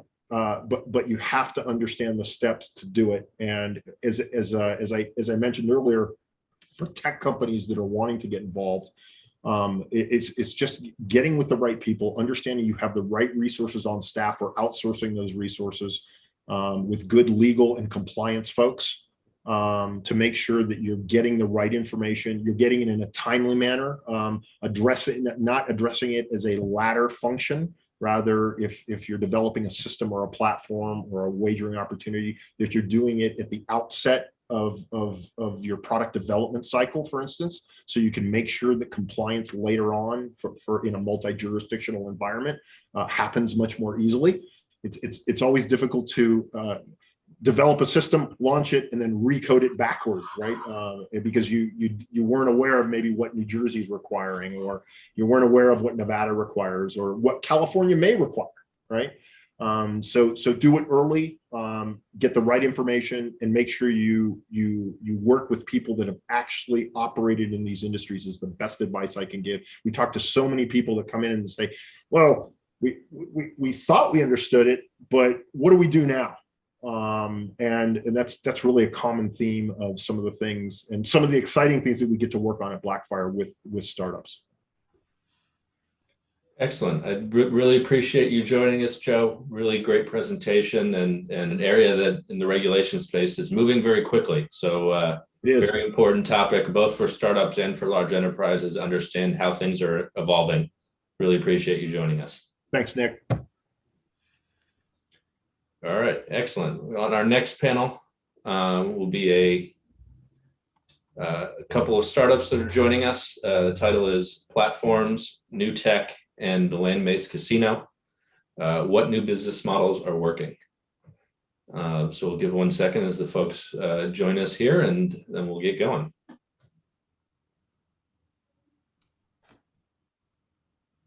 You say, Nick? Hey, Chris, good to see you. Thank you for joining. Chris Bevilacqua is the co-founder and CEO of SimpleBet. Thank you for joining us, Chris. Oh, thanks for having me. And Mark Thomas is also the co-founder and CEO of Zen Sports. Thanks for joining us, Mark. Thanks for having me, Nick. We had a third attendant from Ultimate Gamer who unfortunately had a last minute scheduling conflict, but I promise we're going to have a very good conversation here with the two of you. Really appreciate you joining. To start, we'll start with you, Chris. Why don't you tell us a little bit about SimpleBet and what you guys do and your journey there? Sure. So I'm one of the co-founders and the CEO of SimpleBet. We are a B2B technology company. We've been around for about 3 years. We actually founded the company about a month before PASPA got repealed. So always better to be lucky than smart. And since that day, we've spent the last 3 years, investing in technology around machine learning and automation, all building a technology platform that we describe as sort of the future operating system for all of in-play betting and micro betting. Really based, mainly on the U.S. market and U.S. sports. So the three main sports being football, baseball, and basketball.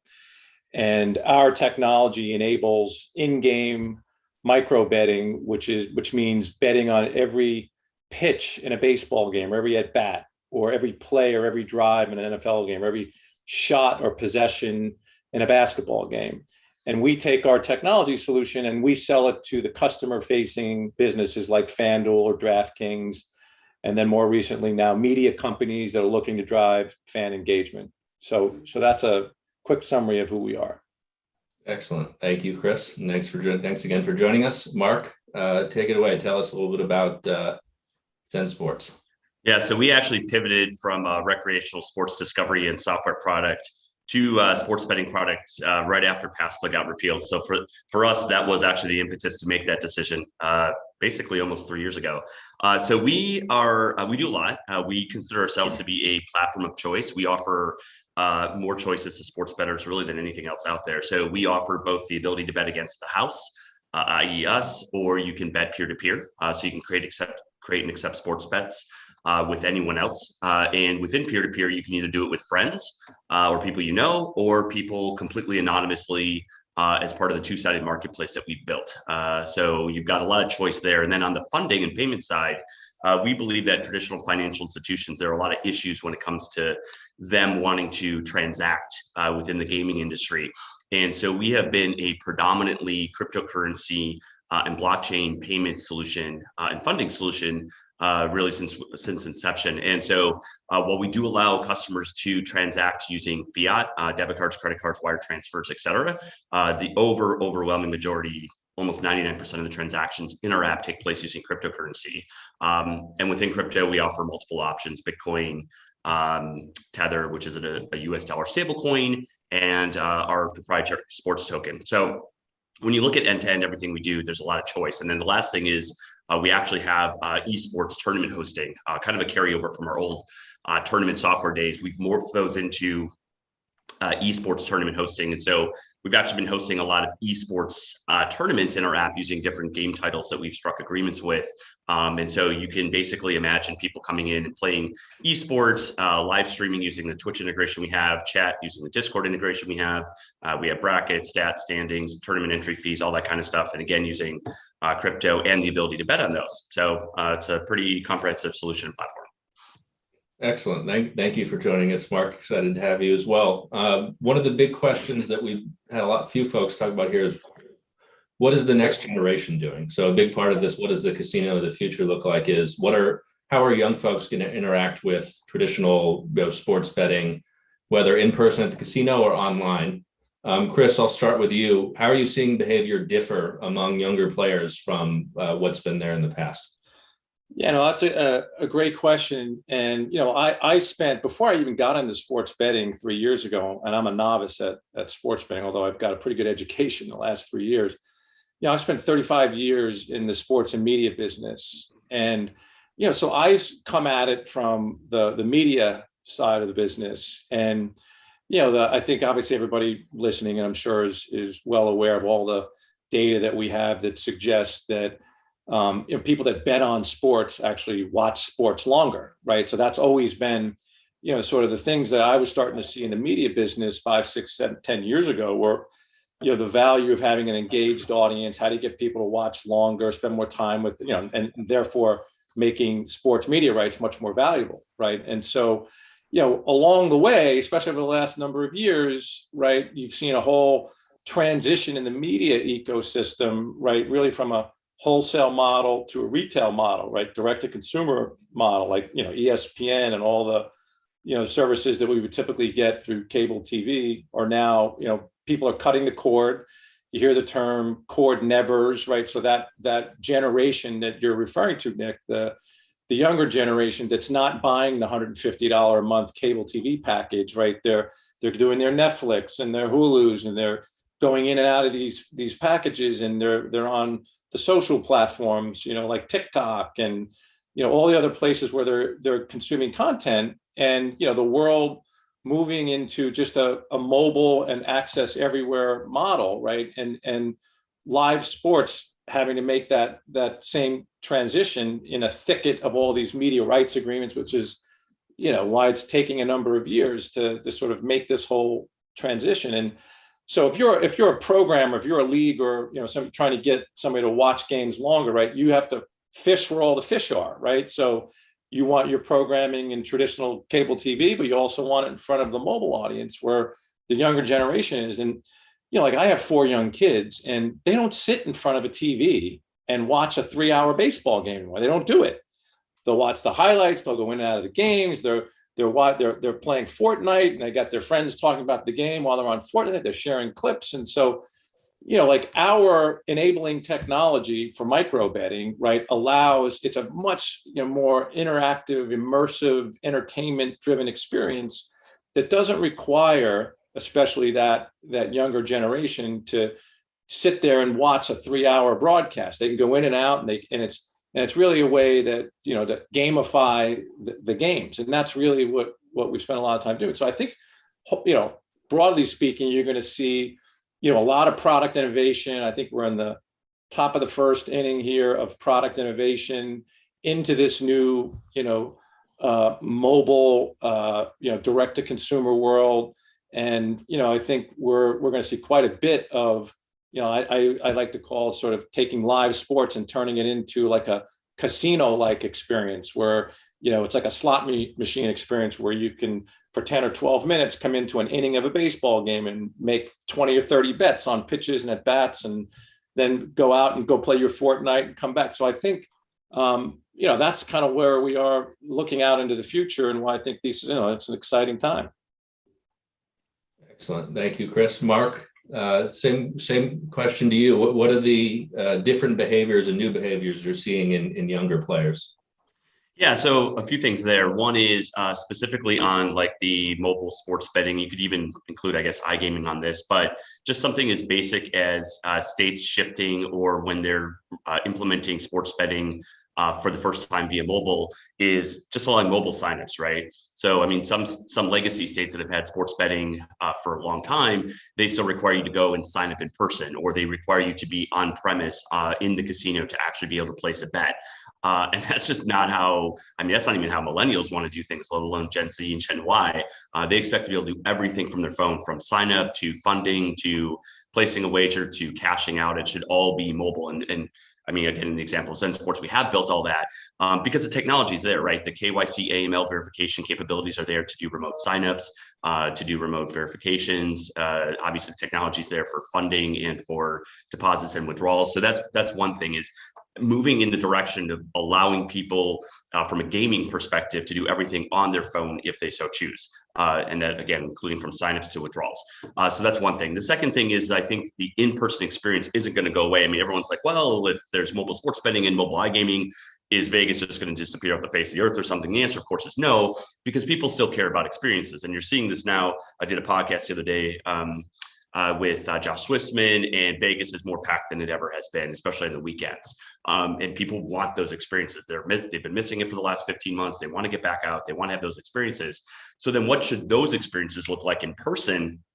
And I'm sorry, but I'm a little bit older. I'm Gen X, and so I love playing craps. I love playing Paiga. I love playing blackjack. But the newer generation doesn't want to sit there and play, table games that take 5 to 10 minutes in between hands to deal. And so, what do they want? They want things more closer to like eSports betting. And building lounges where they can both partake and watch and participate in the gaming experience. They want a more immersive gaming experience and one that's a lot more cutting edge from a technology perspective. And that's why you see, places, like Circa and others that are, building out these massive, experiences of things like esports or sports lounges. They want to turn it into something that is not just purely gaming in a, kind of dingy, smoke-filled casino room. With a bunch of table games. They want it to be this really cool, interactive, immersive experience that's very similar to them, playing video games at home. And so I think those are the two biggest trends that I, kind of see happening over the next 5 years.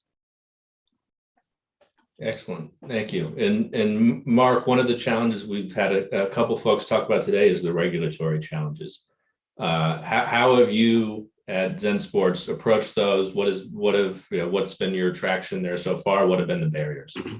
Yeah, so I think it's a balance, right? I mean, it's an early stage startup trying to get to this industry. You don't have the money to just plunk down, millions of dollars on all the licensing and the regulatory.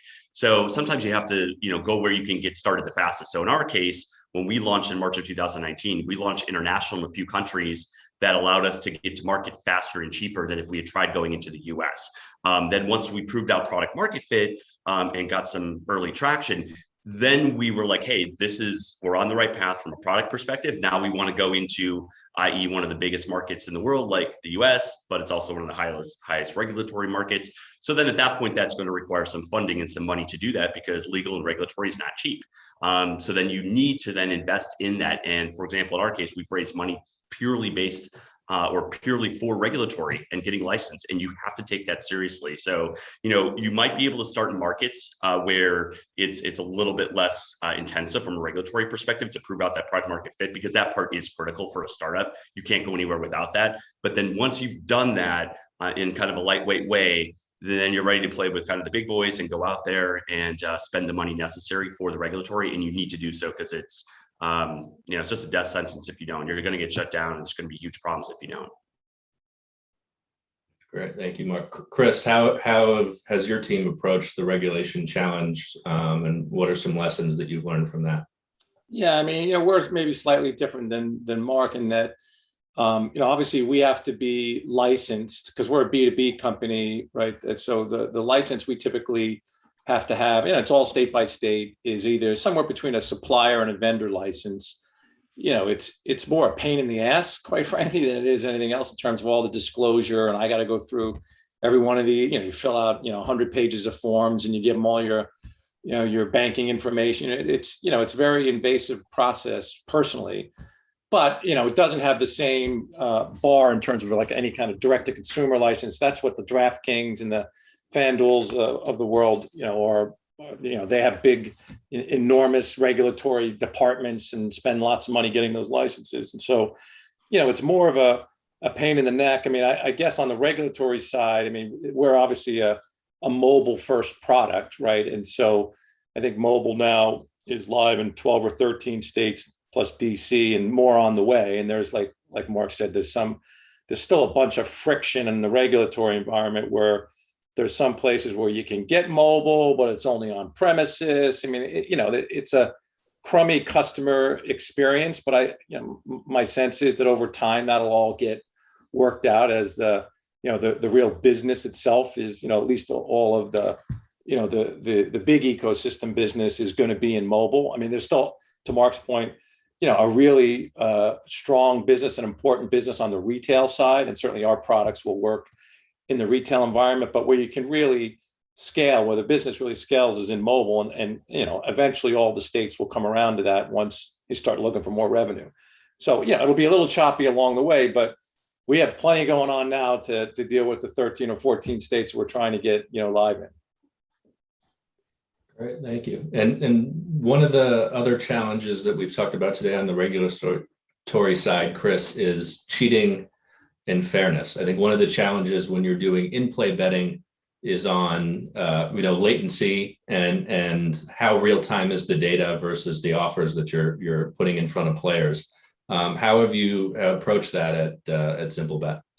Well, I mean, two things. Number one, the really super exciting thing is, technologically, latency has already been solved. Like there is already technology that exists. And if I had time, I'd show you a product that we're working on now that is literally zero latency on the video side, and it has our product underneath, and it's a single screen experience, and it's like real time. I mean, it's unbelievable.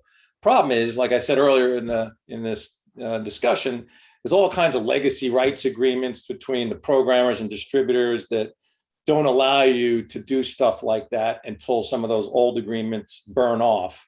And then you can sort of get into, although I think it's now starting to move in that direction, as the NFL just did all their media rights agreements for the next 11 years. And they're the ones that are going to be big in driving all the change here in terms of how that's sold. But the other thing, the more important thing in the current environment, right, is we, like the way we make our product, right? And, you've heard the leagues all talk about the importance of integrity. We have to know that people can't cheat and can't cheat the system, right? And so in order for us to even make our products available, like we have invested in machine learning and automation. So like an example in a baseball game is we can offer the ability for a user to bet on every single pitch of a baseball game.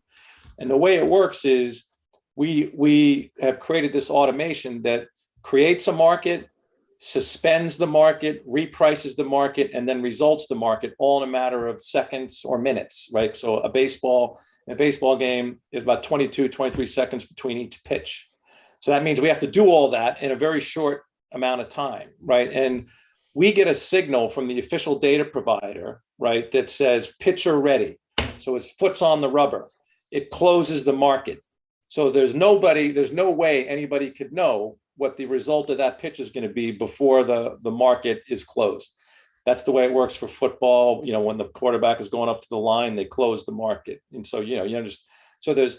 So we've sort of built a product, right, that preserves the integrity of the game, which is really important, obviously, to all the IP rights holders, because you have to have confidence that people aren't screwing around with the results. And so, the machine learning aspect of it and all the automation, because it's all done through machines and machine learning. We get about 10 years of historical data.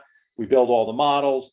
Then we take the live incident feed, and that all goes together. And that's what creates all that level of automation. Thank you, Chris. Mark, another area that's important from a regulatory sense is crypto. And that's been a major part of your success. What do you see as the role for blockchain and crypto in the wagering space? Well, it's huge. So first of all, there's a lot of pain points, as I kind of mentioned before, with traditional financial institutions and gaming. The first is I would say 30 to 40% of the time, banks will just flat out decline transactions to gambling platforms because they don't want to transact, even legal ones. So they don't care if it's legal or not. They just don't want to send money or transact or process credit cards or anything like that to those platforms. And even if they do process them, they're going to charge generally huge fees, both to the operator and to the customer. There's usually long settlement times to get your money in, get your money out. And then there's the issue of chargeback fraud on the operator side. So customers may go back and charge back wrongfully that or fraudulently that they didn't make a purchase when they really did. So those are four huge pain points of traditional fiat, i.e. government payments and traditional financial institutions within the gaming space. So in steps crypto and solves for all of that, right? So there's no big brother getting in the middle of a transaction. I can send anybody any money in the world for anything that I want. The costs to doing so are generally, very, very cheap, sometimes fractions of a penny, depending on which blockchain protocol you're talking about. The settlement times are instant or near instant, and there's no chargeback fraud or chargebacks because all transactions on the blockchain are immutable. Literally, gaming and gambling products are the first best use case for real world crypto transactions. And, kind of one of the pushbacks as well, crypto is volatile. People don't realize that there are stable coins, that there are cryptocurrencies that are tied and pegged to the dollar in terms of value. So you can actually bet in dollars while getting all the benefits of cryptocurrency. And so you saw recently that Wyoming became the first state to legalize sports betting using cryptocurrencies. And I think when you look at situations like what happened with Action 24/7 in Tennessee recently with a bunch of fraud on credit card purchases in their platform, you wouldn't get that with cryptocurrency. And so as the government becomes more comfortable and realizes these huge benefits with cryptocurrencies, I think you're going to see most transactions in the gaming space move towards cryptocurrency because it solves all these pain points that we just kind of talked about. Got it. One question we had earlier from the audience related to crypto was about NFTs. Do you see any role for NFTs in the gaming space? Yeah, possibly, especially with things like contests, leaderboards, like, for example, like the March Madness bracket or the NBA bracket that you might get with NBA.com or, any of these other platforms that you can go bet on. Basically, and you could do like NFT trophies where people could get trophies for taking 3rd place or 5th place or 10th place. You could even do it, I guess, for on-premise like casino poker tournaments that, people get invited to, blackjack tournaments, slot tournaments. You could give them NFT trophies for taking place, certain place, and then that's yours forever. And you have the validity of knowing that you have that place forever and ever. And theoretically, there can be a marketplace for that too. So yeah, I definitely see some opportunities there for sure. Great. Chris, as land-based casinos now are starting to emerge from the pandemic, there's been a lot of change over the last 18 months. Digital has really taken off. What advice would you give to traditional operators that are trying to figure out how they play in these new digital spaces? Yeah, it seems to me that, as a whole, they seem to be behind the mobile guys, obviously, right? Because that's where all the, FanDuel and DraftKings each got 1.5 million customers, and they're, you've seen, obviously they're getting big market share on the mobile side. And, but then you look at, someone like MGM, right, that has all these incredible, a great brand, incredible, locations, land-based assets. And you just think about all the omnichannel, marketing opportunities, right, that exist, at some of those big brands, big land-based casinos. So certainly on the marketing, the customer acquisition side, and plus, it also feels like, just in terms of what's happening on the regulatory front, that sports betting, right, is the tip of the spear to then get into iGaming, right? And so if you're using like sports betting, as a marketing tool for an on-ramp to iGaming, where there seems to be a much bigger potential TAM for some of these big brands that have, existing customer bases and existing real estate footprints, you could see a lot of innovation coming out of that, a lot of marketing and customer acquisition efforts that ought to be, they ought to have an edge on, candidly, versus just the mobile only. So it feels to me like that's where the big investment's going to come from on the marketing side. Great, thank you, Chris. Mark, same question to you. What advice would you give to traditional casino operators? Yeah, I think you got to start to push. Actually, they should be using their clout and their kind of resources to be pushing the regulators to do things like mobile first and mobile signups. So, for example, Nevada unfortunately still does not yet have mobile signups. I'm hoping that comes up, but in a lot of ways, a lot of the land-based casinos kind of stop that. They don't want mobile signups because they actually want people to come in and sign up in their casino. But going back to what I said earlier, I don't think that's why people are showing up in the casinos to go sign up for a mobile sports betting app. They're not going to all of a sudden go, well, because I can sign up for this mobile app in the casino, now I'm going to go there and gamble and do a bunch of other stuff.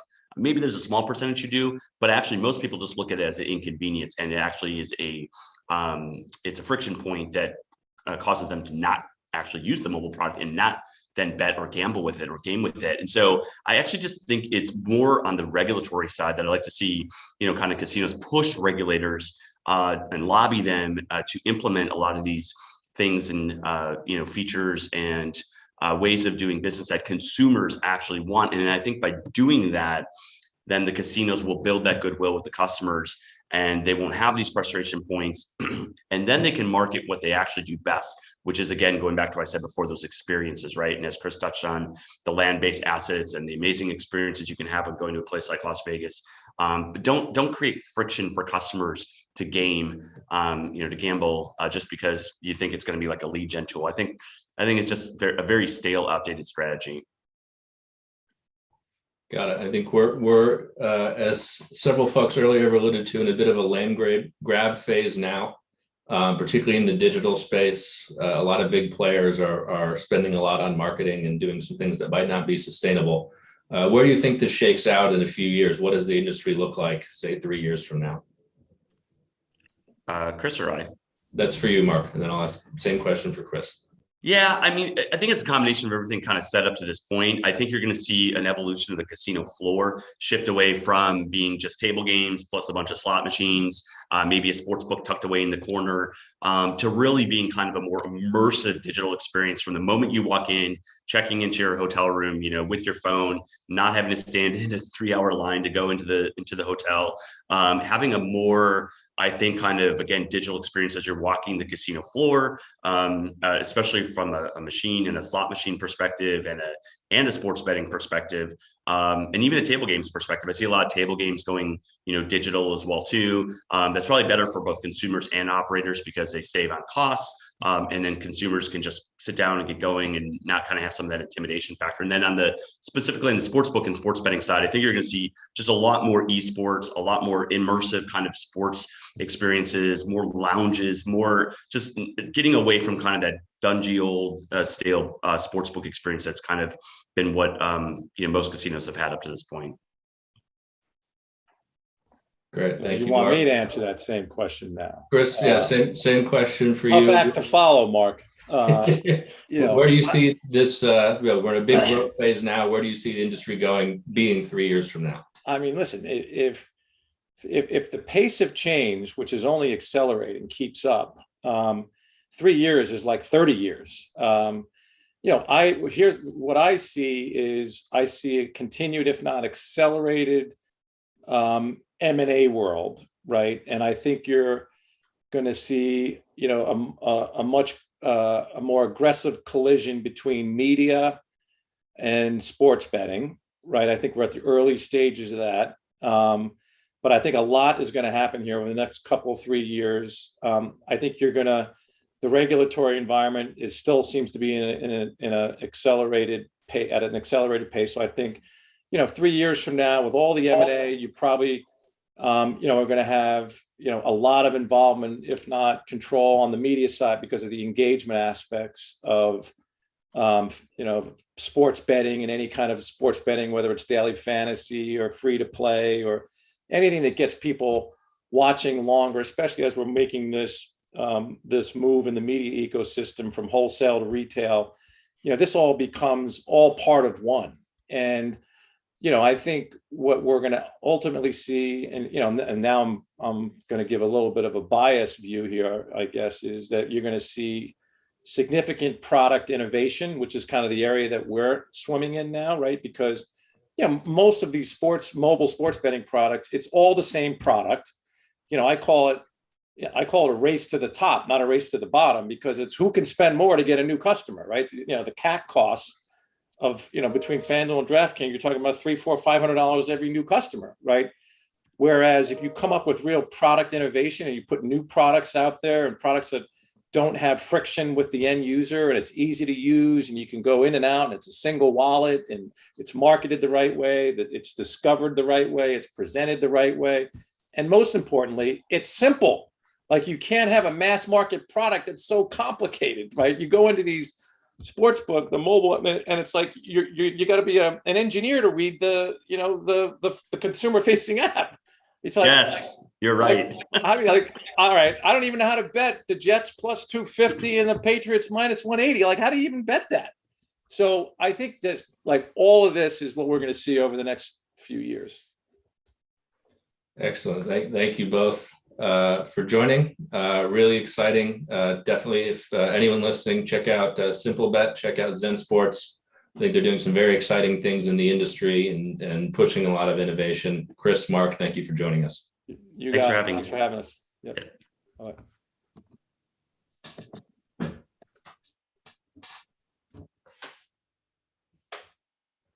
All right, we'll get our next panel started here in 1 second.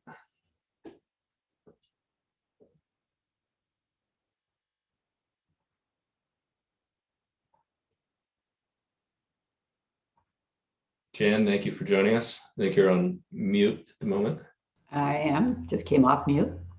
Thank you very much for joining us today. The topic for this panel is women in leadership, how women in leadership will change the gaming industry. Joining us is Jen Jones-Blackhurst. She's Chief Executive in Residence at the International Gaming Institute. She also is a board member at Caesars Entertainment Corporation and was an Executive Vice President on Government Relations and Corporate Responsibility there for a number of years. Jen, thank you for joining us. Lovely to be here. So let's start. Where do you see there being real progress made in the industry on women in leadership today? Is there anywhere, or is this still not there yet? It's not really there yet. If I'm going to be entirely honest, you don't until you see even proportion of men and women of color in C-suites across the gaming industry, you haven't made progress. And what I find very interesting about that is in all the years I've dealt with diversity, inclusion, promoting gender balance, everyone talks, well, we don't want to impact the meritocracy.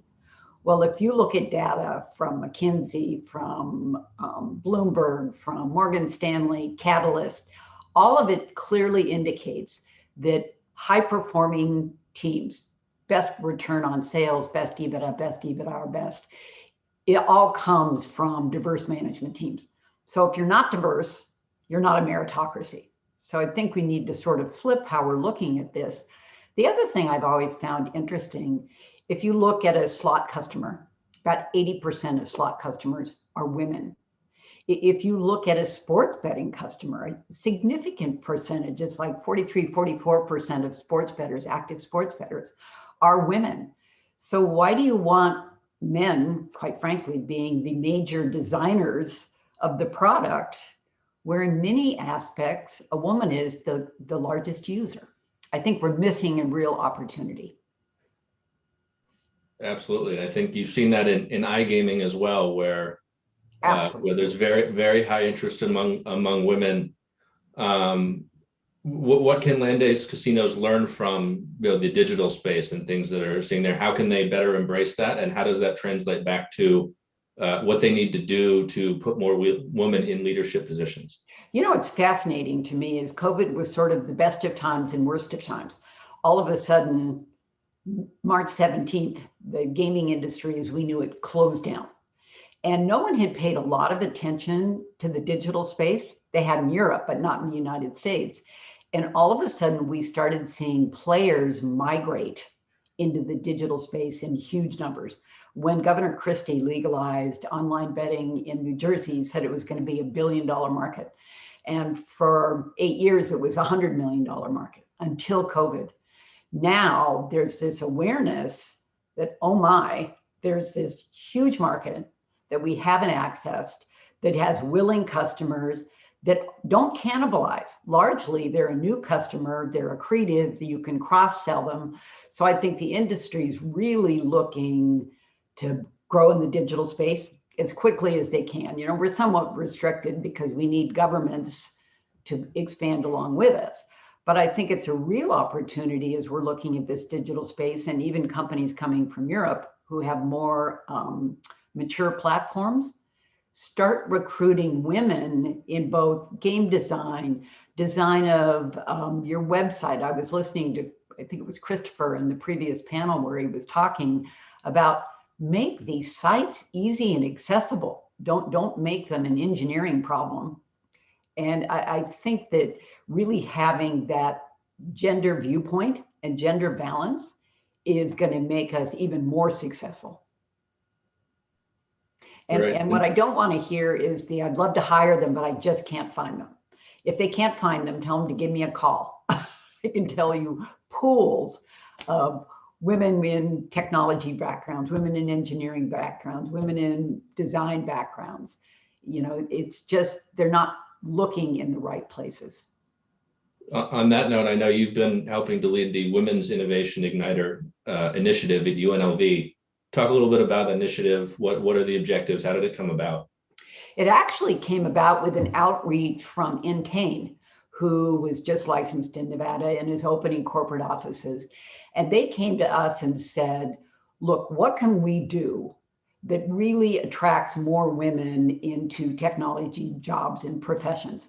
So we came up with a program with the university where we're looking for young women who are in, you know, science or engineering, math backgrounds. Entain, we're putting together a class that really shows them practical application for their skills.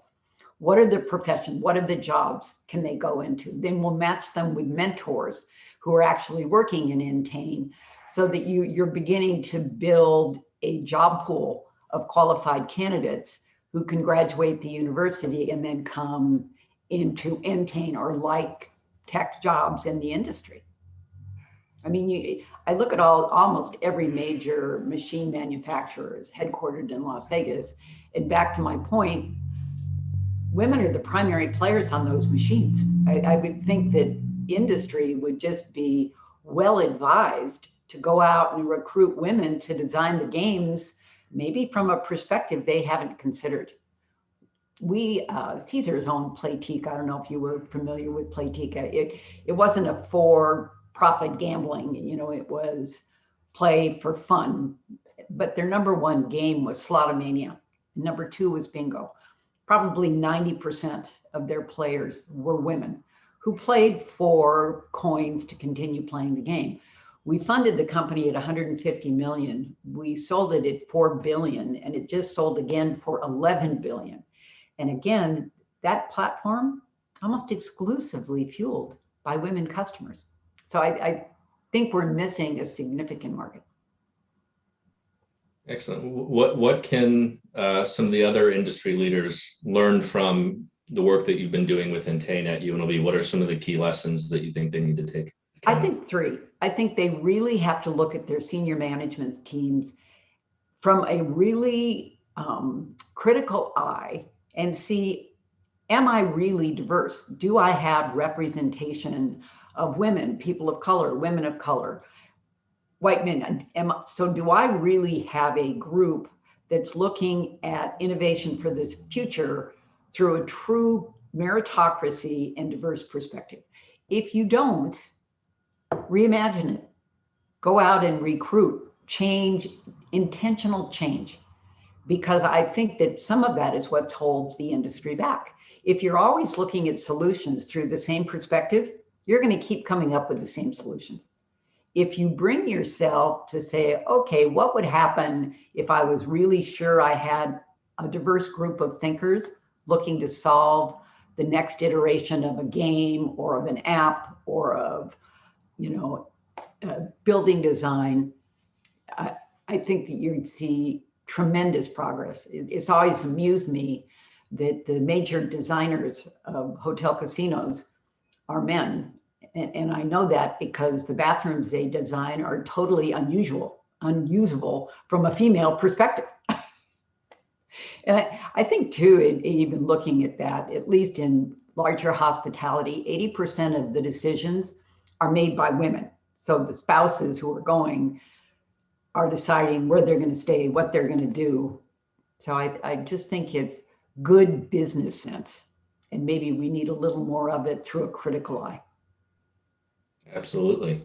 Are there any other industries that have, you know, been historically male dominated, like the casino and gambling industry, as where you've seen you think there's been real progress on these fronts? Are there any other examples that the industry can look to? One has been Deloitte & Touche. They really, about 2 decades ago, took a critical look at themselves and realized that they weren't representative of their customers. So they intentionally set about advancing, promoting, so that now they're about equal partners, male to female. Interestingly, when I was working at Caesars on our 50-50 by 2025, which was an initiative where we made a commitment to have 50% representation of women at all levels of the organization, both horizontally and vertically. I worked with McKinsey, and McKinsey had done a same assessment of themselves and seen that even though they were talking about diversity, their 30 major senior partners, only 2 were women. So they started drilling down and seeing why is that? And you see simple things. McKinsey requires associates to travel all the time. You know, they're constantly changing. They can only stay in a project for 3 months. Well, if you're a young woman and you're deciding to get married and have a family, that's not going to work for you. So they started asking themselves, well, is that really necessary? So I think you're beginning to see some change. It's not represented at the C-suite yet. As I've said, there's still more CEOs named David than there are the total number of women CEOs in corporate America. But I think that COVID, I think a lot of the things that have happened in the last 2 years have raised the awareness to a point that people are looking at doing intentional change. And I hope they sustain it, because I just think it's good business. It's not representational to me. It's, why wouldn't you want the best and brightest on your team? And if you are subconsciously excluding that, then you're making a big mistake. Absolutely. What's a leadership lesson that you've learned being a woman in an industry that is heavily skewed male? What is something that's unique to being a female leader in that kind of an industry? I think you have to learn to listen. I understand how my male colleagues think. And because I understand that, I know when to interject. I know when to take a firm stand. I know how to be persuasive in maybe having them reconsider how they're approaching a solution. And I think some of that is just learning to use your voice, putting yourself at the table. You don't have to be overly assertive, but you do have to assert yourself. I think sometimes treating the wrong gesture with the right attitude, and I'm not talking about harassment at that, I'm just talking about, you don't have to take offense at every small microaggression. Maybe you just call it out. I remember I walked into a meeting at Caesars and there were 15 of us, and it was a very important meeting on our positioning and branding. And I sat down at the table and I looked around, and it was 15 white males and me. And so I said, before we start this meeting, I'd like to congratulate you on your sensitivity to diversity. And they all just looked at me, and then one 30-something cracked up. So sometimes you just need to call it out, but it doesn't need to be an accusing way. Sometimes you just don't see it. And then really play to the data. The facts clearly state that high-performing companies are diverse representation. So, and I think that women need to be more critical when they're interviewing for jobs about what the company provides for them. Did they provide some kind of daycare? Did they provide health benefits? Do they have family leave? Most of gaming companies, family leave is covered under disability. Simply the characterization of having a child with disability is craziness. We're going to have families. We want families. And the more that we can make workplace environments embracing of the fact that we want good, healthy families, and just for well-being of both the husband, the wife, and the children, you're going to come up with higher performing employees and higher performing companies. So see what's offered. And the flip side of that, what advice, if you have male leaders that are there today that are interested and truly want to make progress on this, what advice would you give to them? What's not measured won't matter. And every good executive knows that. Come up with a goal and then systematically see where you are, see what you need to do to achieve that goal. Give yourself a time frame. Don't be delusional about, well, I don't want to disrupt the meritocracy. And I go back to my first point. If higher performing companies have diverse leadership teams, if you don't have a diverse leadership team, you don't have a meritocracy. So it's your job to fix that. Really look at how and where you're doing your recruiting. Many of the reasons you can't find qualified women and women of color in positions when you're recruiting is you're looking in the wrong places. You know, educate yourself on where to recruit, how to recruit. Look at your job descriptions. Make sure they're gender neutral. Test anonymous resumes, where until the final interviews, you don't even know whether it's what the gender or binary or whatever of the employee, so that you're not subconsciously making not gender specific decisions. There was, if you look at Philharmonic orchestras in the United States, for decades, 90% of the musicians were male until they went to anonymous auditions. Auditions are made behind a screen. You can't even wear shoes, so you can't hear heels. And now representation is 50-50. So really assess what you're doing, how you're doing it, set a standard, and then measure your success. And if worst comes to worst, build it into your supervisor's bonus system. See how fast it works. Absolutely. What advice would you give to young women who are entering the industry and young women who are in the industry that really want to be successful in this industry? What advice would you give to them? I tell them three things. First of all, don't limit themselves. Look at their skills, not at their titles. Look at a job that they may want to have. Make sure that their supervisor knows where they want to go, and have their supervisor clearly define for them what does success look like for them in 6 months, 12 months. Women have a tendency to only apply for jobs where they think they're 100% qualified. Men will apply for a job if they're 40% qualified, if they believe they've got the skills or the ability. So don't limit their ambition. Use their voice. And also interview their companies. Make sure that the environment, the culture is one in which they believe they can flourish. And then don't set any limits. Don't set timeframes and limits.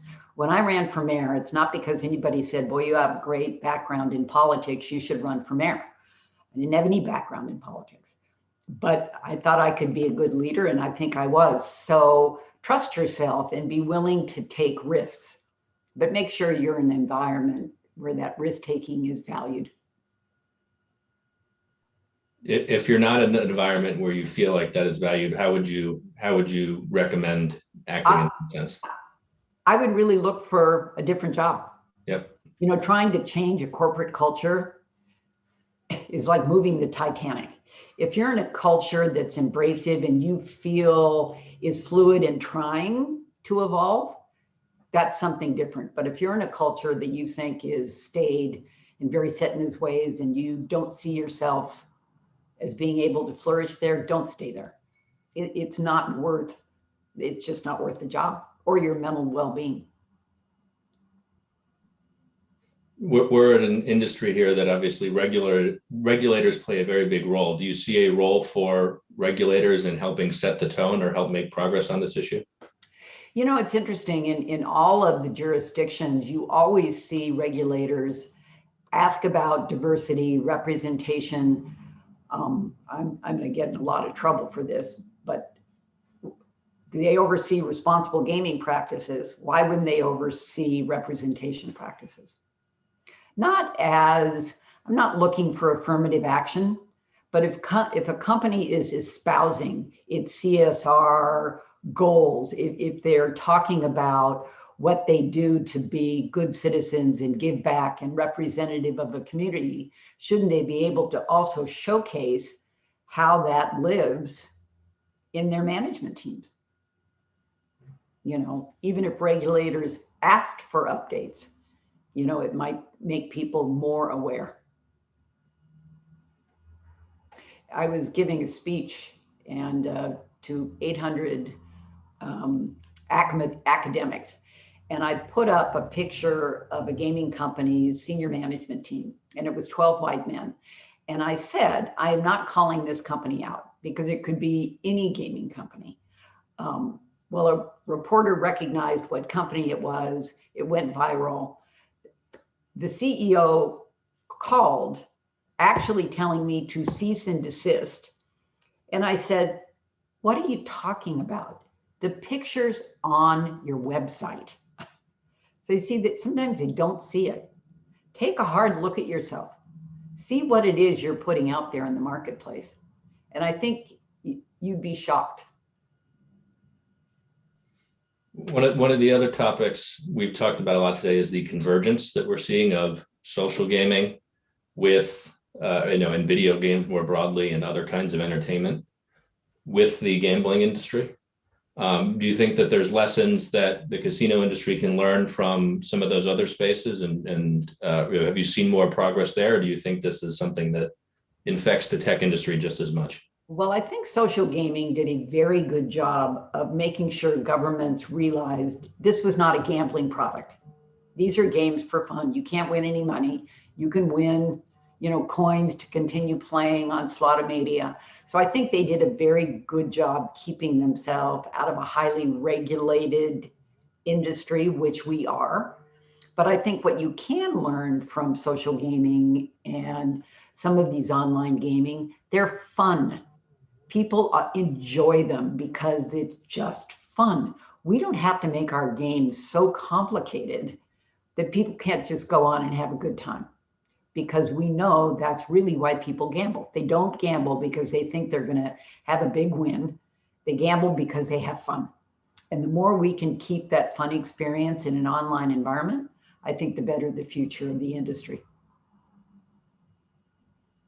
Excellent. I think another challenge that comes up a lot in these contexts is the role of unconscious bias, and not so things that you necessarily say or do consciously, but the things that you do without thinking about it.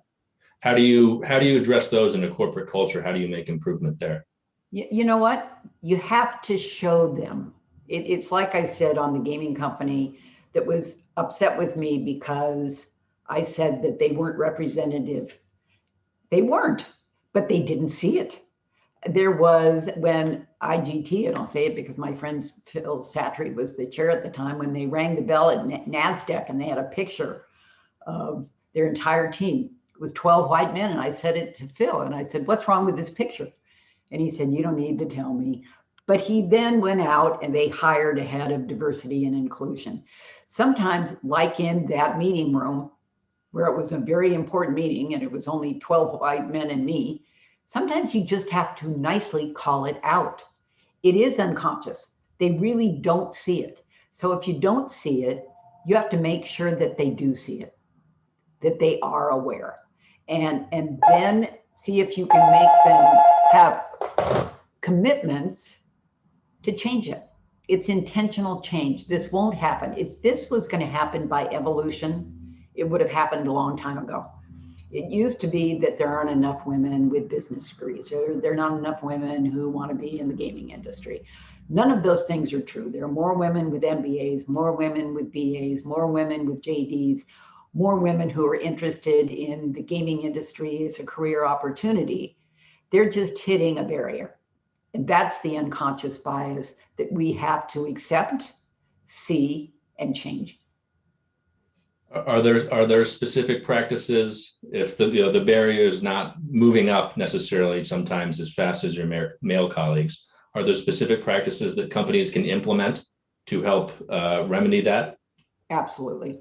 As I said, first take a look at your teams, see where you're losing solid female, women of color talent.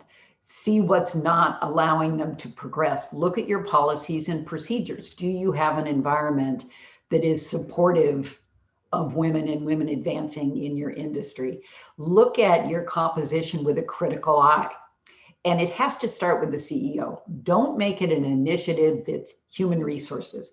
And I'm not saying there aren't some great human resource professionals in the industry, but if the CEO isn't 100% bought in, it won't happen. When we made real progress at Caesars, it's because our then CEO, Mark Frisora, said, we're going to make progress. Here's my goal. Here's when we're going to make it by. I'm going to give you the resources to go out and train all our teams in the fields, how to recruit, how to actually make this happen. But it was a commitment, both intellectually and financially. And that becomes very important. As you mentioned earlier, we've seen a lot of change in the industry and broadly over the last 12 to 18 months. Where do you hope and where do you think the industry will be on this issue 2 to 3 years from now? Do you see real progress potentially being made? And where do you think that'll go? I'm going to be really upset if real progress isn't really being made. We have had more conversation about this. I don't think you could talk to a gaming company who wouldn't tell you how much they support gender equity. But speaking to support and implementing practical programs that actually help you achieve that goal are two different things. So I think it's time for the industry to put their money where their mouth is, to really look at their representation, what they need to do to raise that representation for their own best interest. Because if they want the highest performance possible, then this is not a nice to have, it's a must have. So I'm confident that this time they're going to see it. As you see, Entain just hired a new woman CEO. I think you're going to begin to see real change. I hope that's the case.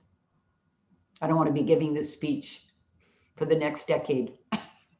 Certainly not. It's past time to make some real progress on this issue. Yes. If you're a customer, how can if you're a customer of one of these big gaming companies, can you make an impact? How can you make your voice heard? Is there a way you can contribute? It's interesting. I don't know if you're familiar with the Human Rights Committee. It's a national organization, and about 15 years ago, they came up with an equality survey. And what they did was they surveyed companies for their policies and practices around LGBTQ policies. And then they went out to their constituents, which is about spend $60 billion a year in retail, maybe more, and said to them, do business with these companies because they support your rights. Don't do business with these companies. Caesars was one of the first companies to get 100% score. And then every other gaming company ran to achieve the same thing because this was a very lucrative market. And so I think customers can start requiring, particularly if they're high end, it's all on everybody's website.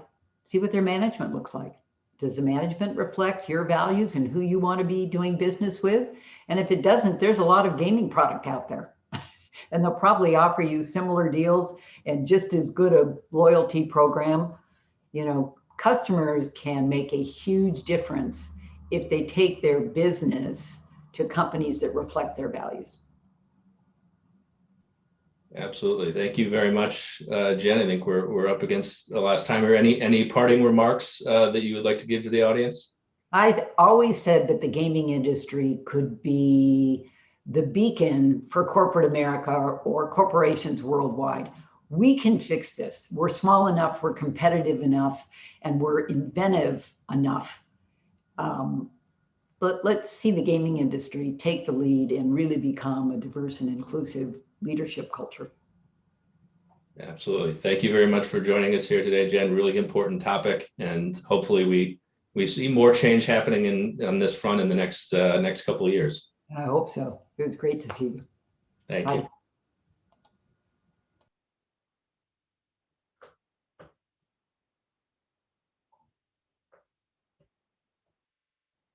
Okay, we've got our next panel here, starting now, called Advanced Games. What are the new games sure to attract gamblers of all ages? Joining me here is Mark Rayfield. Mark is CEO of Bankroll. Mark, really appreciate you joining us here today. Tell us a little bit about, at a time when a lot of people are focusing on digital, tell us a little bit about your thesis and why you think there's an opportunity in on-premise physical location.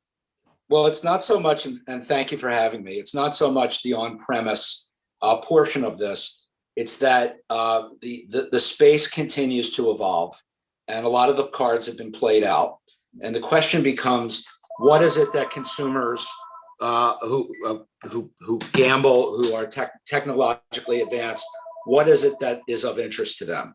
And we think that it is creating a bespoke experience where they can be part of a community, be together, competing against both friends and strangers, sort of like we work in a certain sense. It's that kind of a community where we are aggregating data and making the experience more fun and hopefully, I guess it would be, well, I guess more fun would be the way of putting it. That's our goal. Yes. So walk us through what does the experience look like if you show up, at a bankroll location? What does that experience look like as a consumer? How does that differ from the traditional casino experience? Sure. So first of all, it's app-based. It starts as app, and we consider the customer experience from the moment you find out about us. Everything from how do I make a reservation to get into this experience, into this? It's an 18,000 square foot space. And essentially what we're doing is we have, instead of having a host or a hostess, we have essentially a concierge. So you walk into this magnificent restaurant. It's 18,000 square feet. It is being curated by a really renowned international firm called Applico, which is based in New York. And there's a wow factor right when you walk in. You see dozens and dozens of screens, and then it's the interactivity that the customer has. You're seated at a table, you're walked through the entire model, and then you are able to create your own personalized experience, not just as it relates to betting on sports, but as it relates to all kinds of different tech-oriented content, gaming content, social gaming, as well as sports gaming.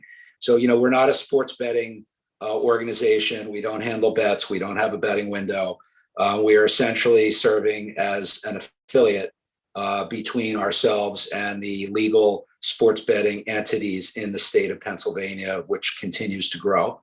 And what we're essentially doing is we're making it a lot more fun. We're providing data and experiences. My background, I spent 26 years at CBS Broadcasting. I ran both audio and digital operations, first in Philadelphia and then in New York. So essentially, we're putting in a broadcast studio. We're going to have, again, the people, our guests who come to the facility will have the opportunity to interact with newsmakers, people in the sports world. And that content will not only be utilized in venue, but it'll be utilized on our app. It will be based on bet stimulation. So we're going to learn as much as we can possibly learn about our guests in order to create this great experience. And then we're essentially going to feed them data and information that makes watching a game exciting. So for instance, I went to the 76ers game last night. Go Sixers. And Joel Embiid did not play. So if he had played, we might have offered data that suggests this is what happens when Joel Embiid hits 4 3-pointers in a game. Here's a way that you can enjoy the game more, or here's the way that you can take advantage of data. It might be, when Russell Westbrook plays against the 76ers, regardless of how many teams he's played for, when he plays against the 76ers, the team he plays for wins 70% of the time. So we're essentially just going to create and make available, curate an experience that doesn't exist. But this is going to happen in all forms of social and gaming technology that's geared towards millennials and Gen Zs. So it's just about how to sort of summarize it. The easiest way to put it is, how would we motivate you to get off of your sofa, to do something that you can already do in your home? You've got to create a pretty spectacular experience to get you out of the house and have some fun, meet people who are just like you, strangers and friends, have this amazing 5-star experience while we're not at liberty at this time to discuss who our F&B partner is, it is a James Beard, former James Beard award winner. So we're not a sports bar that's, just serving chicken wings and steak sandwiches. We really intend to make this an all-around experience that not just people who love betting on sports, but people who are just curious about it. And then also people who are foodies and just like to experience something that doesn't exist. And we do know that what we are creating doesn't exist even in Las Vegas at this time, because we've spent a lot of time, including myself, and I am not a gambler, but I have spent a lot of time recently in Las Vegas, sort of, just exploring and trying to best understand the best practices in Las Vegas. What are the hot buttons that make guests say, wow? And that's exactly what we plan to do, is make people say, wow. Awesome.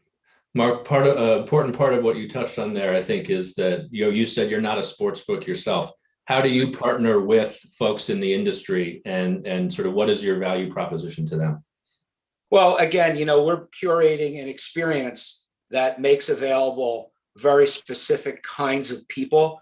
Again, from working, our entire team it has been involved in sports gaming forever. Our the chairman of our company, Paul Martino, was the first United States investor in FanDuel. He sat on the board for 5 years. He's also the founder of Bullpen Capital in San Francisco. Our chief technology officer, Manu Gambier, headed up Cantor Fitzgerald's gaming division and built a lot of the tech stack in their casinos around the world. And again, through my media experience, I've been working with a lot of the organizations when they were just in Fantasy League, when they were just doing Fantasy League. So our goal is we have very different relationships with each of the organizations, but they are affiliate based. We're not accepting advertising from them. And they're it's not that we're not accepting advertising. They're all customized. There's no one size fits all. We have and will have different relationships with everybody who's in that industry. Excellent. Another important part of what you talked about, I think, is engagement with content and live streaming, of all varieties, sports being a major one. Yep. What lessons can media companies learn from what you're doing at Bankroll? What would you advise them? Well, I think it's having been in a major media company for many years, and even back then, and I only left at the end of 2017, so I'm not that far away from it. But, we were talking about, involvement in things like eSports and sports betting on more than an ad-based level. And we were very slow to the party on that. A lot of smaller companies, this is what's made startups like ours possible, is the fact that, we're not protecting revenues that already exist. We're not solely dependent on ad base. It's a component in our revenue model. Most traditional media companies are thinking about it from an ad-based perspective. We're not. And I think what's important for them to understand is that brands like FanDuel, Barstool, DraftKings, they are actually today's male-oriented media companies. They're created compelling content from that's curated by athletes, writers, people that are of interest to millennial and Gen Z age men and female who love sports. So, I remember when I was running a radio station called KYW News Radio in Philadelphia, really a tremendous historic news radio station, one of the best in the United States. At the end of the 90s, we were trying to figure out what our role was on the online. It was just starting to become something that we needed to understand. And I remember my predecessor, who was a bit more old school, and my saying, we've got to start making this content available on the internet. And his attitude was, well, if we don't provide it, they won't seek it, because we were so big. Well, I think what media companies need to understand is the mere fact that you're not engaging in this kind of content doesn't mean that somebody else isn't going to clean your clocks. And we see opportunities because, we have the know-how, we've sort of taken this to the next level, and we're not waiting for somebody else to prove our theories. we are proving these concepts ourselves. So we're more nimble, more quick, fast moving. And again, we do have a board of directors, so obviously and investors. So we do have to please those people. But, we walk through with them exactly what they can expect, what the timeline is, and what the opportunities are. We also see the opportunity to just keep following the states as they go live. We already have an idea in 2 years where our second location will be and our third location. So I guess what I would say is the best way, the best advice, and I don't want to give too much advice to people who have deeper pockets than we do, is that we are thinking a few years in advance. We've been involved in this now for almost 2 years, and we're not even to market and will not be for close to another year. But we are really working out pro formas and concepts for the next 5 years. I mean, very specific, not just high level thinking, but we already know how we want to go about it in other states. Excellent. One of the challenges, as you just alluded to, in bricks and mortar businesses, I say product innovation takes a little bit longer. How do you approach that, compared to a purely digital space? How do you approach that at Bankroll?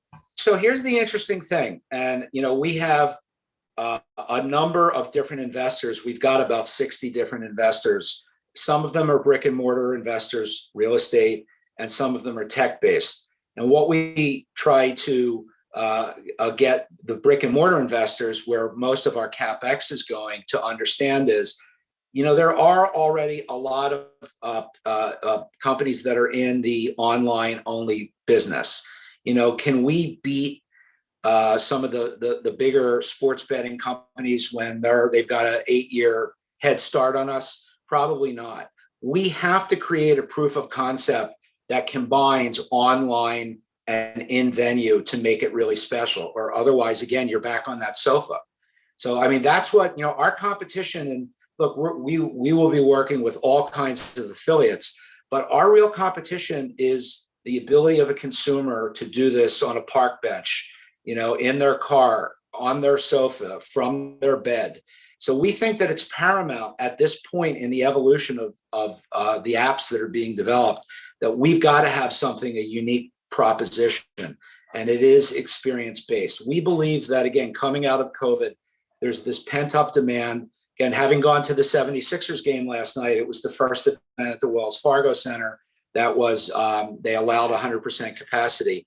And you know what? My wife and I were kind of thinking, like, are people going to be coming? Are they not going? What's it going to be like? And you know what? I know this from the news business. The public has a very short memory. I saw that last night. A lot of people were not wearing masks. I mean, you had to bring them in. And we believe that there's this pent-up demand, and people want to socialize. They want to get out there, and they want to be with people like themselves. So we've created this experience that does not currently exist. And we think that that's our special secret sauce. Excellent. How do you think about, as a physical location, when people leave, how do you think about keeping them engaged digitally, when they're not there in person? So that's where the app comes in. And one of the things that we know, because so many people are in the gaming industry, is, for instance, casinos know what you're doing when you're in the casino. They know that you're either gambling, you're eating, or you're watching entertainment, or I suppose you're also sleeping. The opportunity is when you have, bed nights, so many bed nights, millions of bed nights a year. The opportunity is really, how do you continue to engage with them when they leave the casino? And that's where the app comes in, and our broadcast studio, by curating and creating compelling content and really useful information.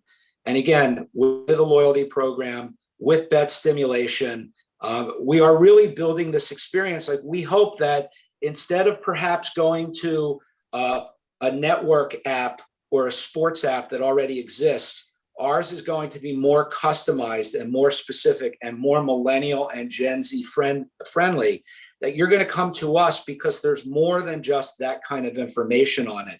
We want to be the next generation. We've spent a tremendous amount of time and energy and resources to truly understand what these audiences want. And it is our intention to provide them with the kind of experience online that keeps them engaged with us when they're back on their sofa.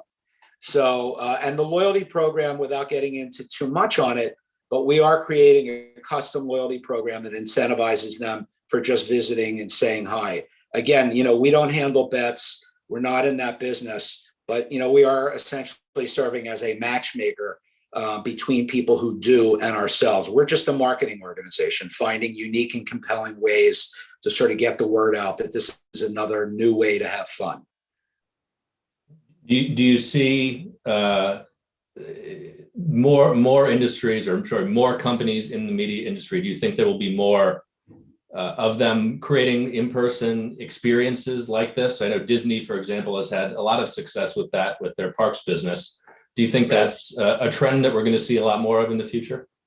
Well, just based on the fact that a handful of companies that have had interest in investing in us, that exists, we know that that's the case. The issue is that the public gets restless and they constantly want something new. So as I said, 8-9 years now, people have had the ability to bet on sports. In the state of Pennsylvania, it's 2 years. So, certain cards have already been played out. The question becomes, what does the next iteration look like? We're creating that iteration. And again, where we have the advantage, I believe, is that we're nimble. The networks, they wait to see proof of concept, and then they buy companies like ours, which we hope will one day happen. But we're not waiting for that to happen. We think that we'll create that. And based on the interest that we've received from a handful of content providers, we know that this is something that they're putting some thought into. How quickly they'll move and whether or not it's important enough for them to put the right kind of thinking and investment in it, that's to be determined. But again, this is the only thing that we're thinking about. And that's another thing. Like, these are really complex businesses with tons of moving parts. And we've really got the people who are involved in this are the best in the business. And we're thinking and living, eating, breathing this, 24 hours a day, every day. Excellent. And there are a lot of other, what I would call mom and pop sports bars all around the country. A lot of them are probably seeing some of the things that you're doing and what's happening digitally in the industry and wondering how can they participate in this future? Do you see an opportunity to, I would say, kind of a platform opportunity where someone could provide technology to some of these folks? Do you see them being able to participate, or are the barriers to entry just too high? So no, they're not too high. And barriers to entry, they come down. They don't typically go up.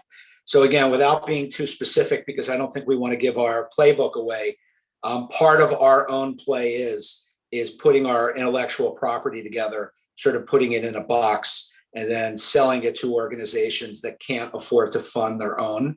And there are a lot of great sports bars out there. I frequent sports bars wherever I travel that are thinking about, how do we take advantage of this? We're running the games. I don't think that we want to share too much of that, but it is absolutely part of our revenue model to make the parts available so that they can do it. They're already doing it.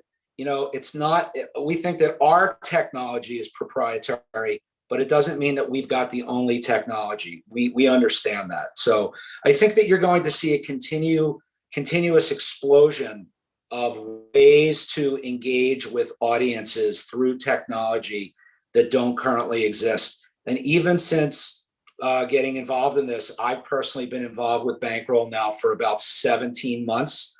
So many things have presented themselves, so many content partnerships that I didn't even dream existed 17 months ago. But as we've gotten some publicity and people who know all of us because we've all got relationships, we've been presented with unique opportunities that they're just going to continue to evolve. There are things that are, on the table right now that we'll find out about 6 months from now, that there will be a wow factor. And everything that we're trying to do is be a wow.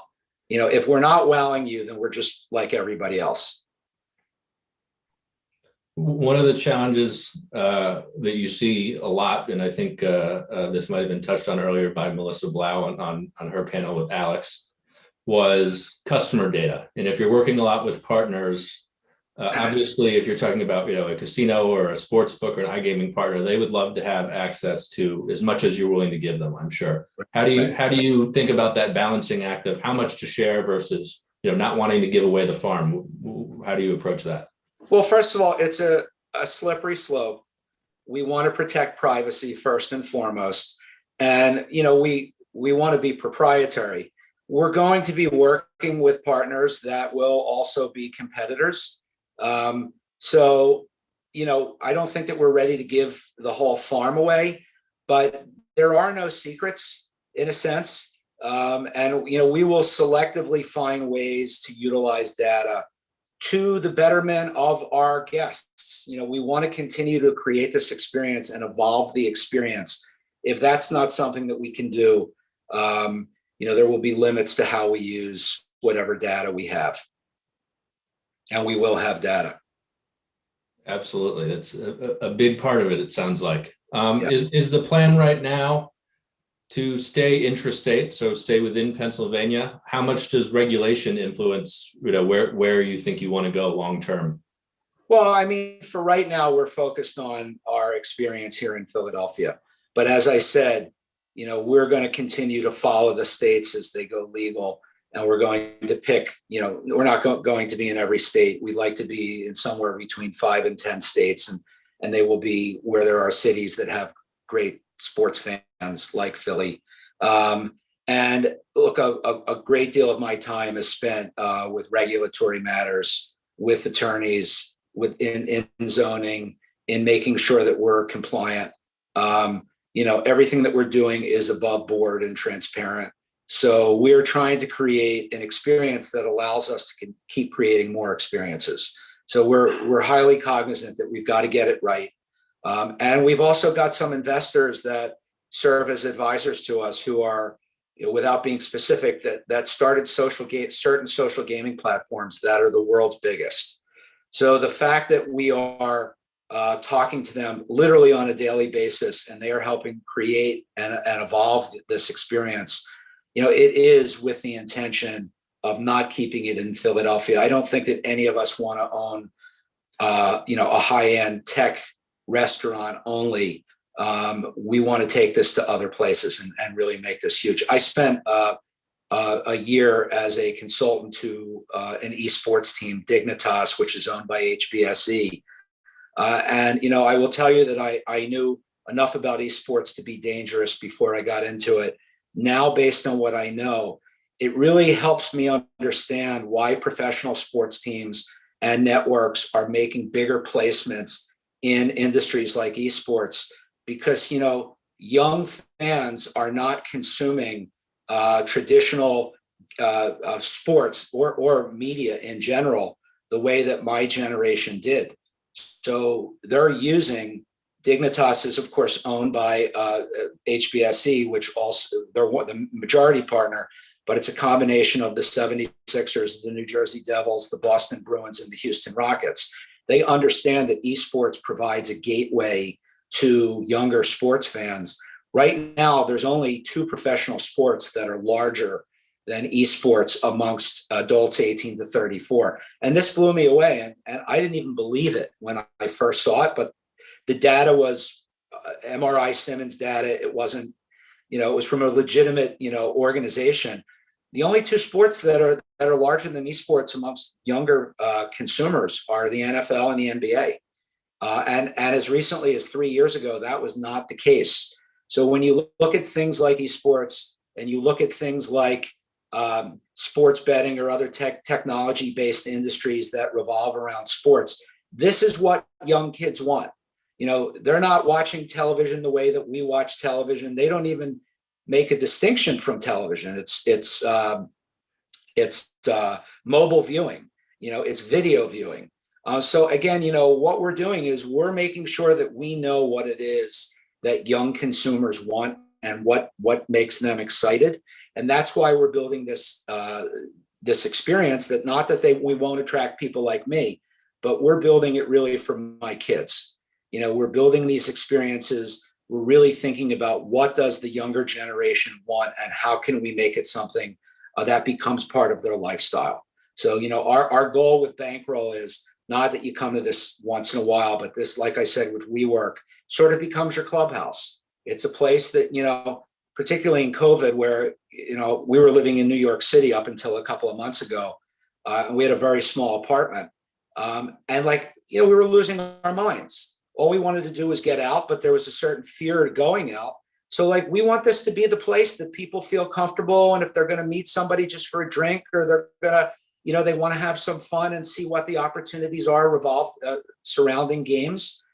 That's what we're going to do. And we also have a number of people on our advisory board who are former professional athletes, some public and some that don't want to be named at this time. So we're really trying to curate the experience from a lot of different perspectives so that young people just walk in and say, this is exactly what I've been waiting for.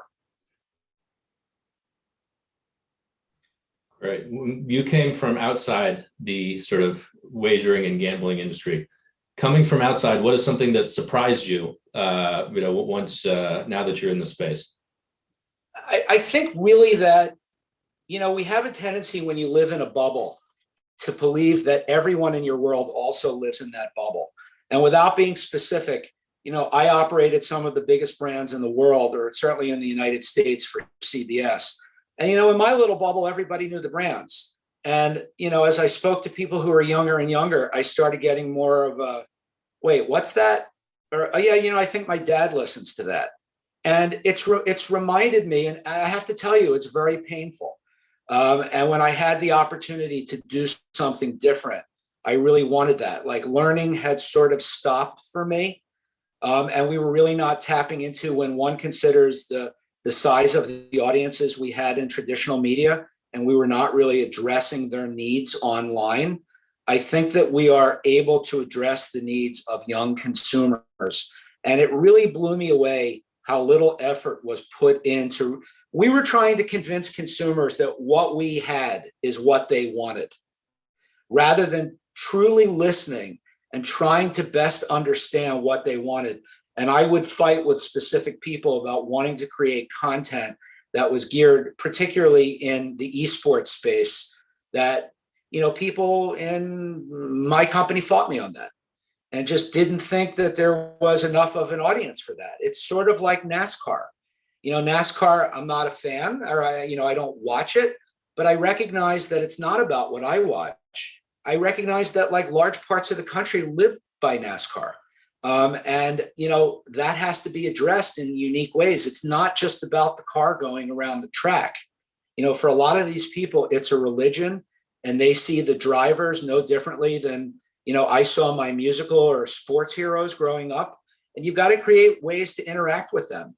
And that's exactly what we're doing. We're creating ways where fans can interact with fans, and fans can interact with, professionals in ways that weren't possible before. And that still is slow moving. As I talk to my friends who are still in the traditional sports business, I scratch my head. Ad-based businesses, I don't have to tell you, just take a look at the stock market. It continues to shrink and shrink. And you'd think that there would be more effort, not just into podcasting, which is certainly, a step in the right direction, but it is a small step.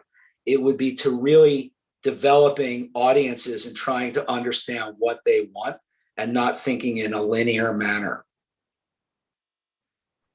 Awesome. Thank you very much for joining us here, Mark. Last question for you. So when can we expect to visit? Whenever you want me. I get around. I love to coach young people. It's one of my favorite things to do. And I'm really passionate about what we're doing. So I was out your way 6 weeks ago, and I have another business that's actually based in Las Vegas in the spirits industry. So that I'm involved in, and I'm in Las Vegas a lot. Happy to come out. Love UNLV. Go Rebels. Thanks, Mark. Appreciate you. Appreciate your time today. Really, really interesting session. You're welcome. Take care. Bye-bye. Bye.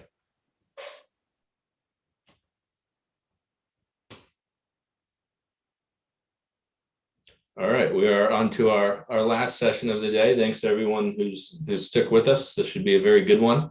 About Las Vegas. When is Las Vegas coming back, and what is the new winning formula? We've got Les Ottolenghi here will be serving as the moderator. So Les, I will let you take it away.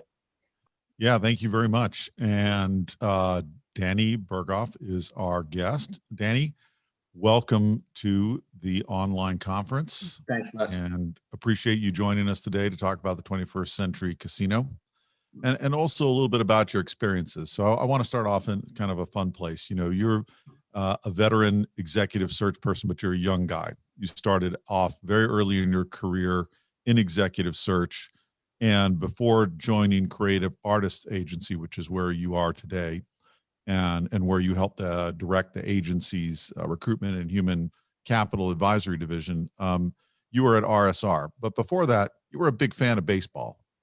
You grew up listening to baseball. That much I know about you. And which baseball team and what was your favorite experience? Oh gosh, it's easy, right? It's Vince, listening to Vince Scully and taking the transistor radio with my dad. It was literally non-negotiable to go to Dodger Stadium without a radio. And I remember sitting in the the section with that my dad had, his company had season tickets in, and literally every other row had a radio, and you were just listening to Vince Scully. So that's it awesome. it was pretty special to be able to kind of grow up that way, and it's something that I thought was kind of the norm for going to baseball games, where you'd be listening to somebody like that. Didn't realize how special I had at the time, but it's still pretty darn good.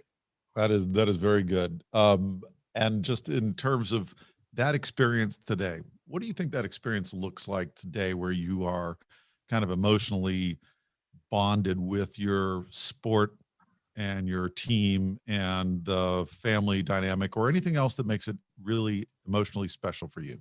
Yeah, look, I think that as you look at kind of the overall sports business here, right, is that you'll have a percentage of fans, and I think this is very relevant to kind of where we're going to go and discuss on the casino side.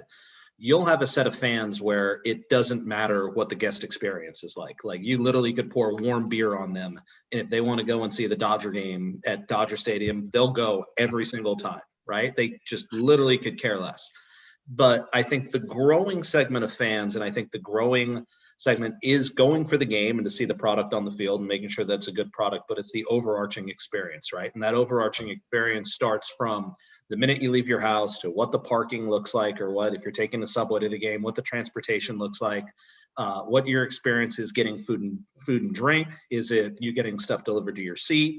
Do you have to get up and stand in line and miss a half an inning waiting for a Dodger dog? So I think that as I've kind of evolved as a fan, and don't get me wrong, still a giant Dodger fan, still a giant Laker fan. They've got a tall task tonight, but hopefully they'll come through on that one a little bit. It's about more than just the game itself, and especially as I think about taking my family to the game and understanding what that experience is like for them. It has to be engaging, where it just can't start the minute you're at the facility, but it has to be a long relationship with the property and what that looks like to carry it through from a digital perspective as well. And do you think that taking this and because I do want to bring this to the experience in the casino and what brings people back to Las Vegas, or what the future casino experience looks like, do you think there's any stadium, when you take a look at sports, because you have such a strong sports background with RSR and obviously Creative Artists, you represent lots of famous athletes. I have a couple that are my favorites in different sports, but the experience in a stadium, is there an experience that has been defined, you think, in a stadium where they've got it right and it's digital and it's integrated and it's all the things you're looking for? Yeah, look, I think all the new stadiums that are going on are digital first, right? And yes, the product on the field or on the court is always going to be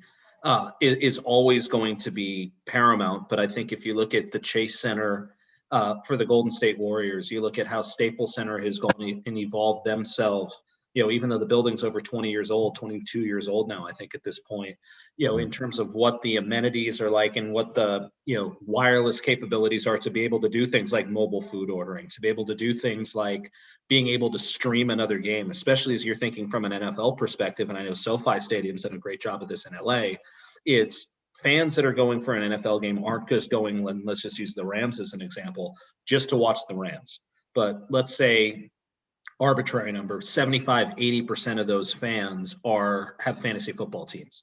So they would like to go and stream if they're going to a 1 o'clock Rams game, that's right when the early games and the early window games on the East Coast are starting to end, and you're going to want to go and engage to see what's happening in the fourth quarter of those games, whether you're watching properties like NFL Red Zone or streaming through kind of your direct TV application. So I think understanding kind of how fans are consuming the game to make it an experience that's going to compel them to get off their couch. Because I'll tell you the truth, I'd much rather watch a lot of games and watch on a 75, 80-inch TV at home, where I've got a fridge full of beer, I've got a bathroom I don't have to wait in line for, I can have buddies kind of come and go, in the neighborhood.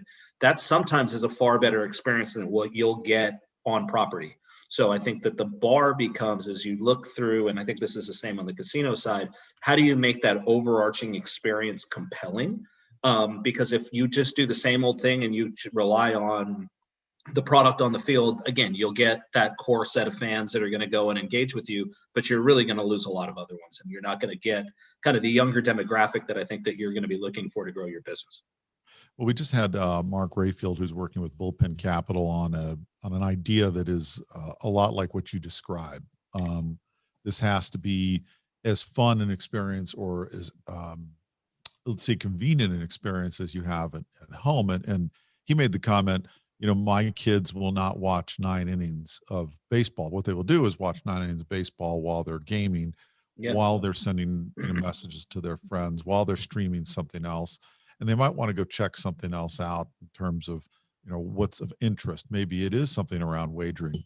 Now, you spend a lot of time, and arguably you and your firm, but you specifically, and your mentor, who's retired, Joe Bailey, probably have recruited some of the top executives, if not the top executives in the casino industry.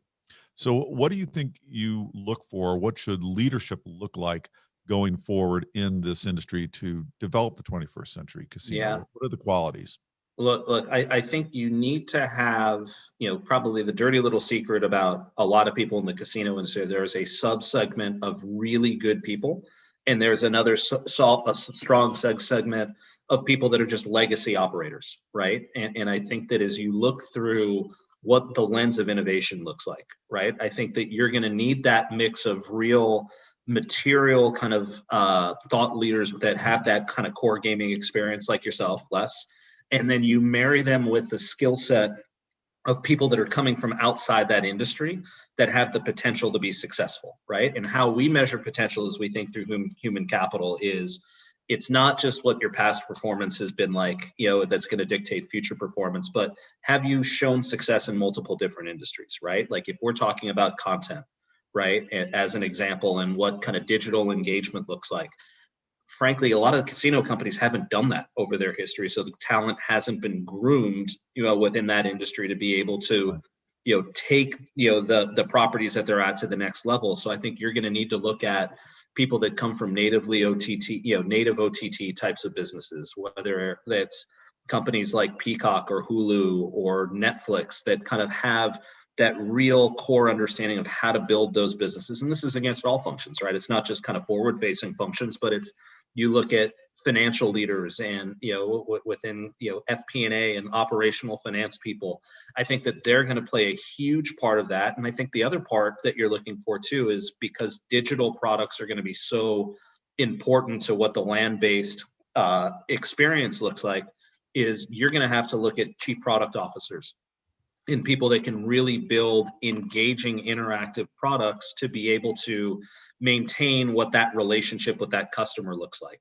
And most of those people aren't coming from the gaming industry. There's a couple that are fine, that are really, really good, and there's a couple that are really strong. But I think that as you look outside of that space to kind of have people that have shown the ability to be successful in different environments, that are motivated for the right reasons, that see the ability to build and grow what this platform ultimately can be.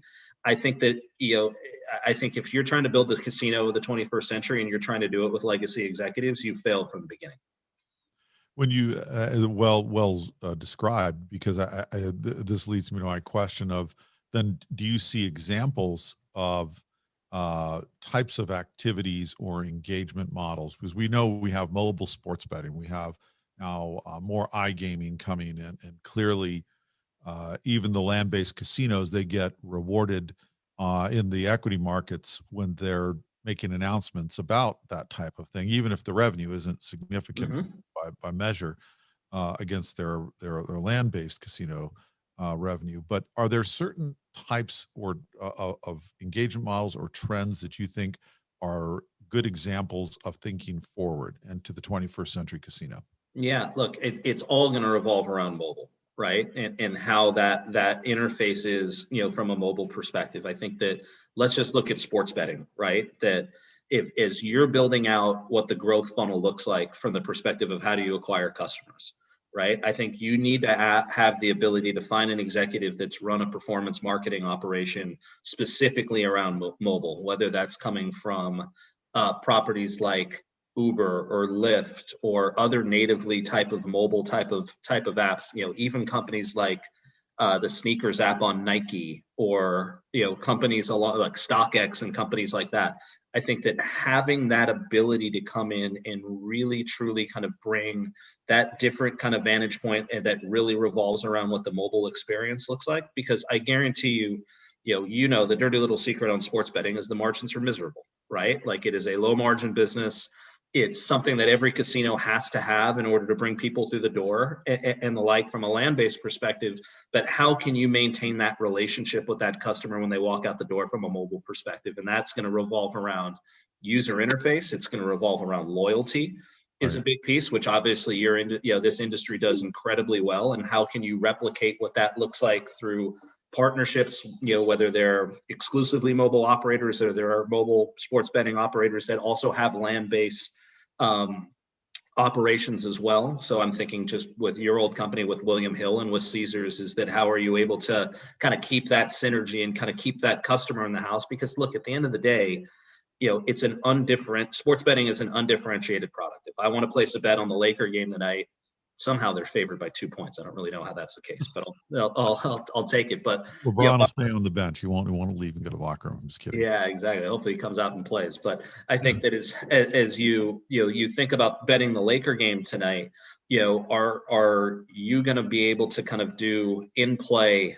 executions, right? Where you're not just placing a bet to start on the game and then kind of sitting and watching. How is it going to continue to have you engaged with what that looks like? And let's say you're at a land-based casino and you don't want to sit and watch the game the entire time, but you've got the ability to go to a dinner and watch the game streaming on your phone and having an interface where you're able to make one tap and have the ability to kind of go and place a real-time bet to see if whatever LeBron is going to hit this next free throw. Like, that mobile engagement platform and that product, to continue to keep that continuity of a link, that's so important. Because if, I think that's where a lot of these land-based casinos can really fall down, is if you lose that relationship from a perpetual perspective with your customer and only relying on what they're going to do when they're inside your four walls. And so does that speak to, in terms of talent and recruitment and what brings back casinos, or what makes them 21st century? Yeah. Finding those marketing talents that have seen the digital omni-channel sort of approach. Is that the crux of it?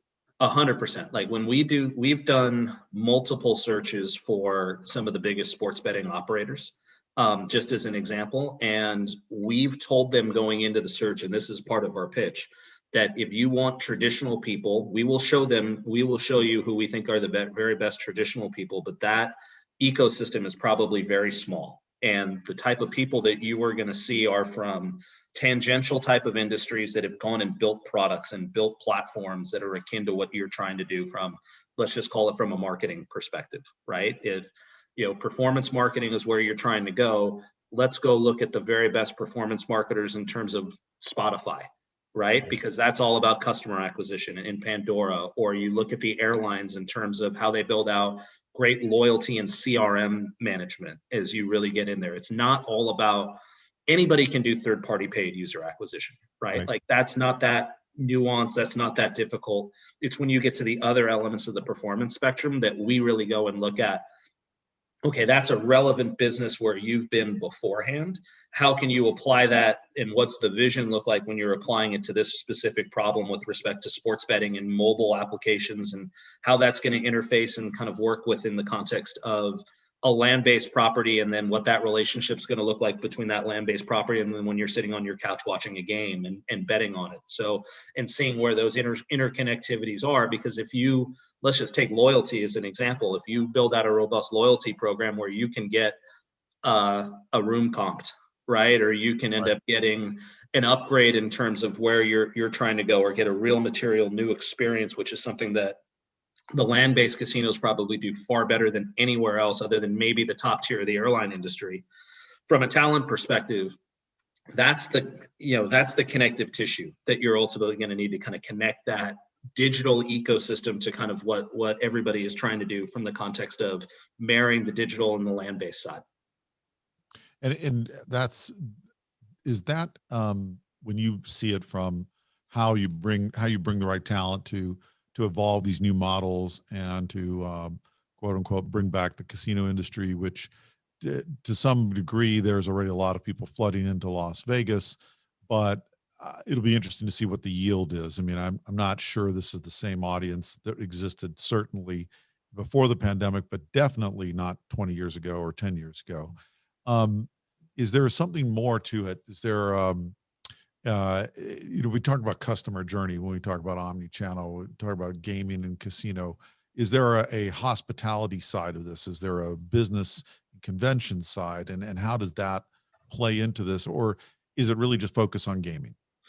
No, we're looking for broad-based operators, right? Like just like a sports stadium isn't just about the property and the game that's going on in the field. It's got to be holistic and thinking about what that guest experience is like from the minute they decide to book a room at your property, right? To when they get to your property and what the check-in experience and kind of how that's looking like, how it's interfaced with mobile, what kind of, whether it's apps or mobile assistance or whatever that can ultimately look like to kind of make it, you feel like you're in a cohesive ecosystem that's going to compel you to stay in that ecosystem, as opposed to, oh, this is an average experience, let me go try somebody else's. I think that getting the digital side right is so much more important than probably anything else moving forward. And I think we're doing some work for a mobile casino company right now, and it's a financial leadership search, and they have zero interest in people that come from traditional land-based gaming. Zero. They are looking at people that come from mobile free-to-play games. They're looking at people that come from direct-to-consumer over-the-top streaming platforms. They want nothing to do with real money gaming because they think that those are legacy thinkers that aren't able to kind of propel the type of leadership that company is going to need to evolve to moving forward. And I think that the onus is on us as a search firm, and is really kind of advising as to kind of who the very best people are, because at the end of the day, people are the only true form of a sustainable competitive advantage, right? And that's a mantra that our practice believes in every single day, is looking at the person that can come in and not be what we would call a safe pair of hands, right? Like it would be really easy for a mobile casino company to go in, hire, a financial leader that's come steeped from deep in the gaming industry, and they do a fine job, right? Like that's not saying they do a poor job, but they're not going to push the envelope and ultimately have the chance to be transformative. And that's where, when we attack kind of like, hey, as you're reimagining your business, you've got to think broadly in terms of the industries where these people might be coming from and kind of the skill sets that's going to help challenge you and challenge convention to move your business to the next level. And as you think about that, and you describe these sort of digital skills and not being a traditional operator, there is implied in this, because we've had this discussion earlier in this conference, about innovation and innovation thinking around, the business model and the tech, and how do you see that, and how does that play out in driving the new success, the new 21st century casino? Yeah, look, it's all interconnected, right? Like I think the very best marketers, as you're trying to position what the property and what the future trajectory of the company is going to look like, are going to have deep ties to the product, right? And what the underlying product ultimately is. So I think that having some real level of technical expertise, like you're not seeing, from our perspective, when we're doing marketing leadership searches as an example, and we're doing a couple of really high profile CMO searches, whether it's in sports betting or whether it's in media companies or whether it's in, frankly, connected fitness businesses, that the common thread is, Don't get me a brand centric marketer that's just throws hundreds of millions of dollars into linear TV to build their brand, right? Like that's just not, that's just not where the marketplace is going. We want somebody that's going to be at the forefront to really understand the technology platforms that are enabling what that new experience are going to look like, and creating real robust marketing initiatives that are going to not only attract those customers and have them engage with those platforms are going to look like, but making sure those platforms are robust enough where you're going to retain what those customers are. Because I think it's one thing to get a customer in the door, right? It's another thing to retain that customer, right? And loyalty is one, but having an exceptional user experience and exceptional product experience is probably the most important, in my opinion, in terms of like the type of leaders that we're looking at from a marketing perspective. So I somewhat discount when we're interviewing marketers, just as an example, if they're not closely tied in to the technology team and to the product to understand kind of what's innovative, what the demand for their customers are looking like, and how to take advantage of that, of those trends, and be kind of understanding kind of where that digital marketing ecosystem is going to go, and engaging customers where they want to be engaged and how it's going to be most powerful to engage them.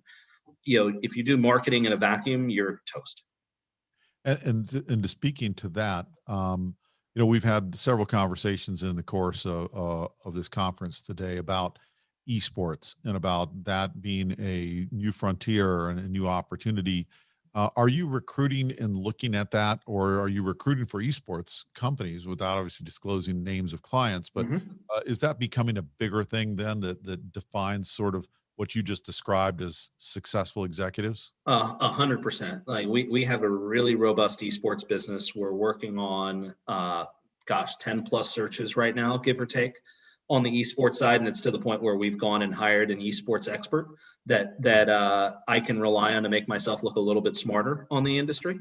And she is exceptional, and I think she's kind of a driving force in terms of where to look for talent. And the secret about that industry is that it has never developed talent in a real sophisticated way, right? There are some companies that have and others that haven't, but if you're looking at eSports lifers per se that have always been in that business, you can take a business so far, but I think the very best ones realize that they need to surround themselves with people that come from outside of the space, right? Having the core thing though about eSports though is you can't BS your way around it, right? Like you have to have a real authentic passion for what the business is, where if you're in like horse racing as an example, you might not be the greatest horse racing aficionado of all time, but like you understand like there's so many other parts of that business, right? Like guest experience, betting, hospitality, food and beverage. Like there's so many other things that are interspersed in that business. From eSports, if you can't, you will be exposed incredibly quickly if you are not authentically passionate about the product. Right. Now, that doesn't mean you need to go home and play 4 hours of Fortnite a day, right? Like you can be passionate about the product and understanding what the consumption patterns are, what the impact of Twitch and kind of, those different types of streaming platforms, right? How the talent is, what the teams are trying to do. But if you're going to a market with inherently a property that you need to educate your customer and educate who your corporate partners ultimately are going to look like within that business, if you will get sussed out really quickly. It's very much a bottom-up business, right? You will be sussed out really quickly if you don't have that passion. So when we search for leaders in the esports space, we're not looking at people that come from that perspective and from that background traditionally, right? We're not looking only at, we have another esports search, so let's look at, ESL and Activision Blizzard and, Riot and companies like that. Like, obviously, we're looking at those types of companies because there's some really good talent there. But what we're looking for is somebody that has the skill set to kind of be progressive and take that business to the next level, while at the same token having kind of that cultural affinity to what that business can be and the impact and what the potential looks like. That way that when they're in the marketplace, I hate to use this word, but they can be an evangelist for what this can look like, because it's still early days in terms of creating what can be a really robust commercial enterprise within esports. And I think the ones that are going to do it the right way, ESL is one that we know incredibly well. And I think that as they're thinking around their business, it's how do you create a 365-day platform, right? Where they have the very best players, they have exceptional content, and it's a global business, how do you make that translate not only in the United States, not only in Europe, but in 25 other countries around the world, that's robust. And I think thinking about it from that perspective, and that progressive perspective is really the governing factor for us as we evaluate esports. It's probably just as important finding somebody that has the right set of competencies and the right kind of skill sets for whatever the job is, whether it's legal or finance or marketing or product, as it is making sure that they've got the right kind of motivation and engagement with what this product is and what it can be. And in that respect, there's a lot of data that floats around about how large esports will be, but video gaming is obviously already there. Do the esports teams, the esports companies, whether they're publishers, teams, or they're native to the industry in some fashion with the relationship, like they're the hardware provider or the major PCs or the consoles, or is that group or is the group of fantasy sports, the FanDuel, DraftKings, kind of the future of casino gaming that everyone should be thinking about and defining themselves against, or is it additive, or is it some sort of mix in the middle? I think it's probably a mix in the middle, right? Like, I don't think you're going to build a specific esports stadium, right? Within a casino property that's going to be a robust standalone business.